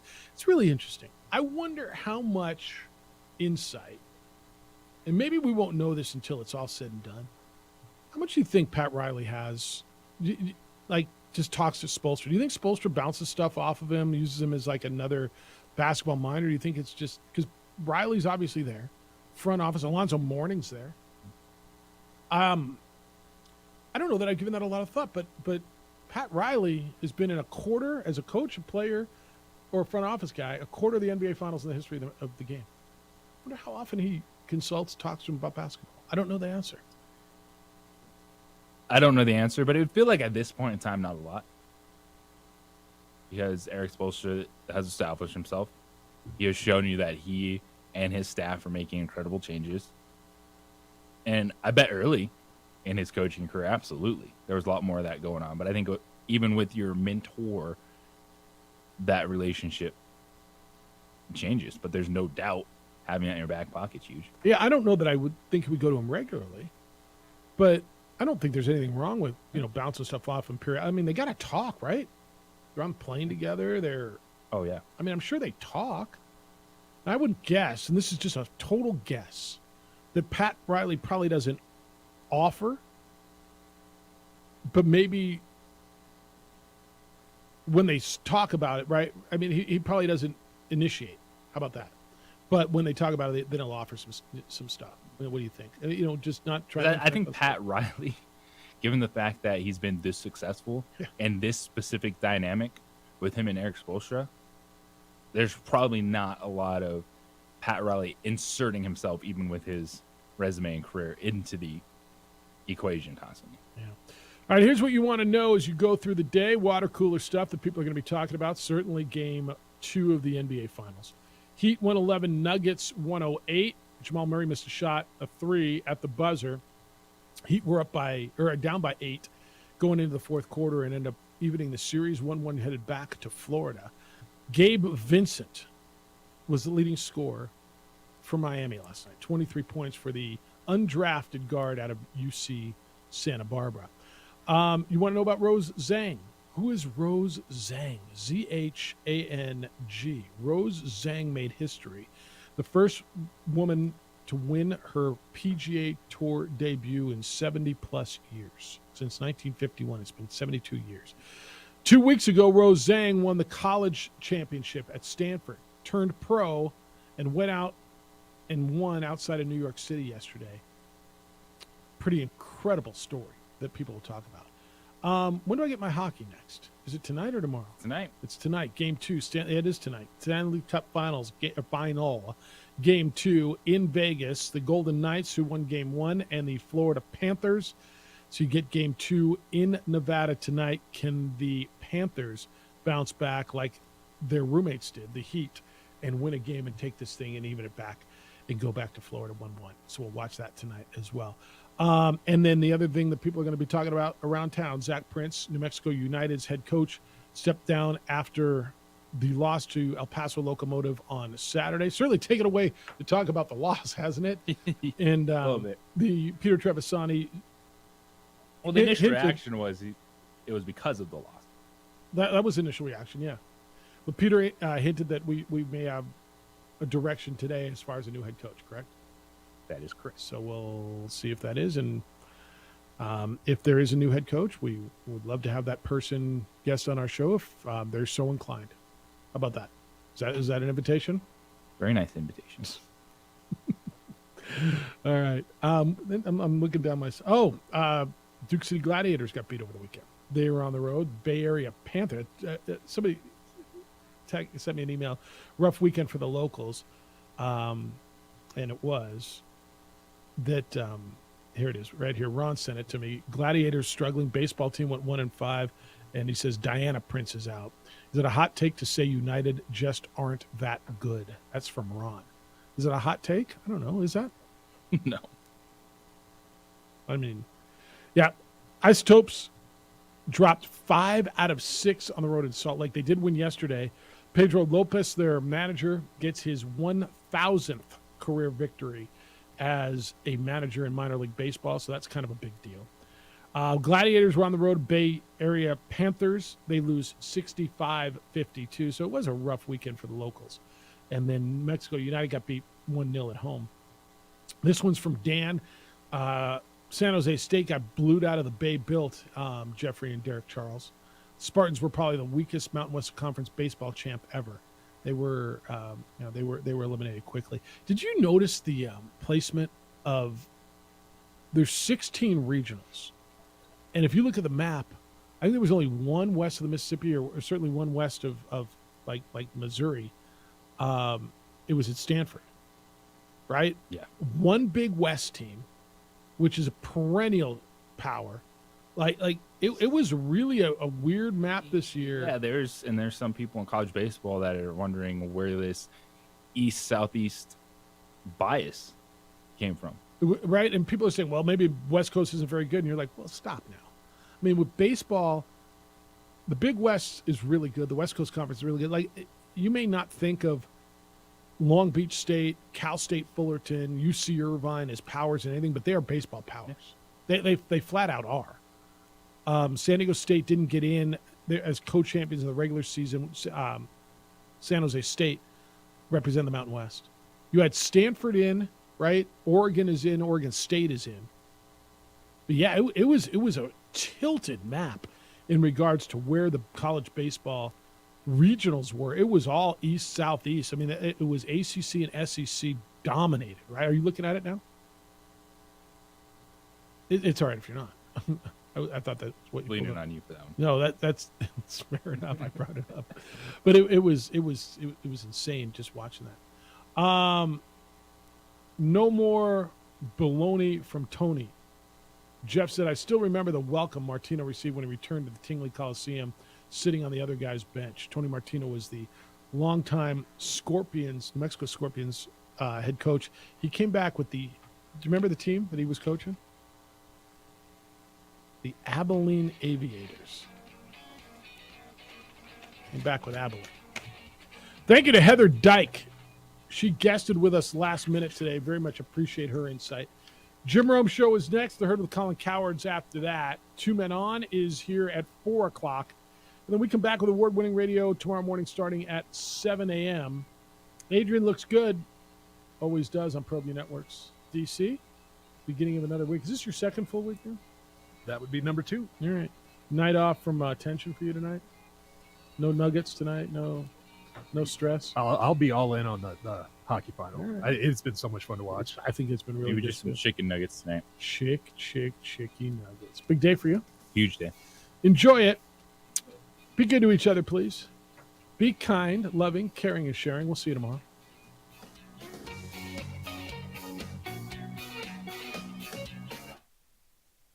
We would like to thank the following sponsors for making this broadcast possible.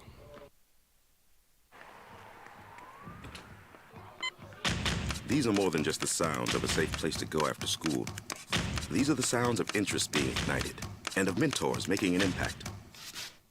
At Boys and Girls Clubs, we don't do just one thing. We do whatever it takes to meet the needs of every kid who comes through those doors. Because whatever it takes is what it takes to build great futures. Great futures start here.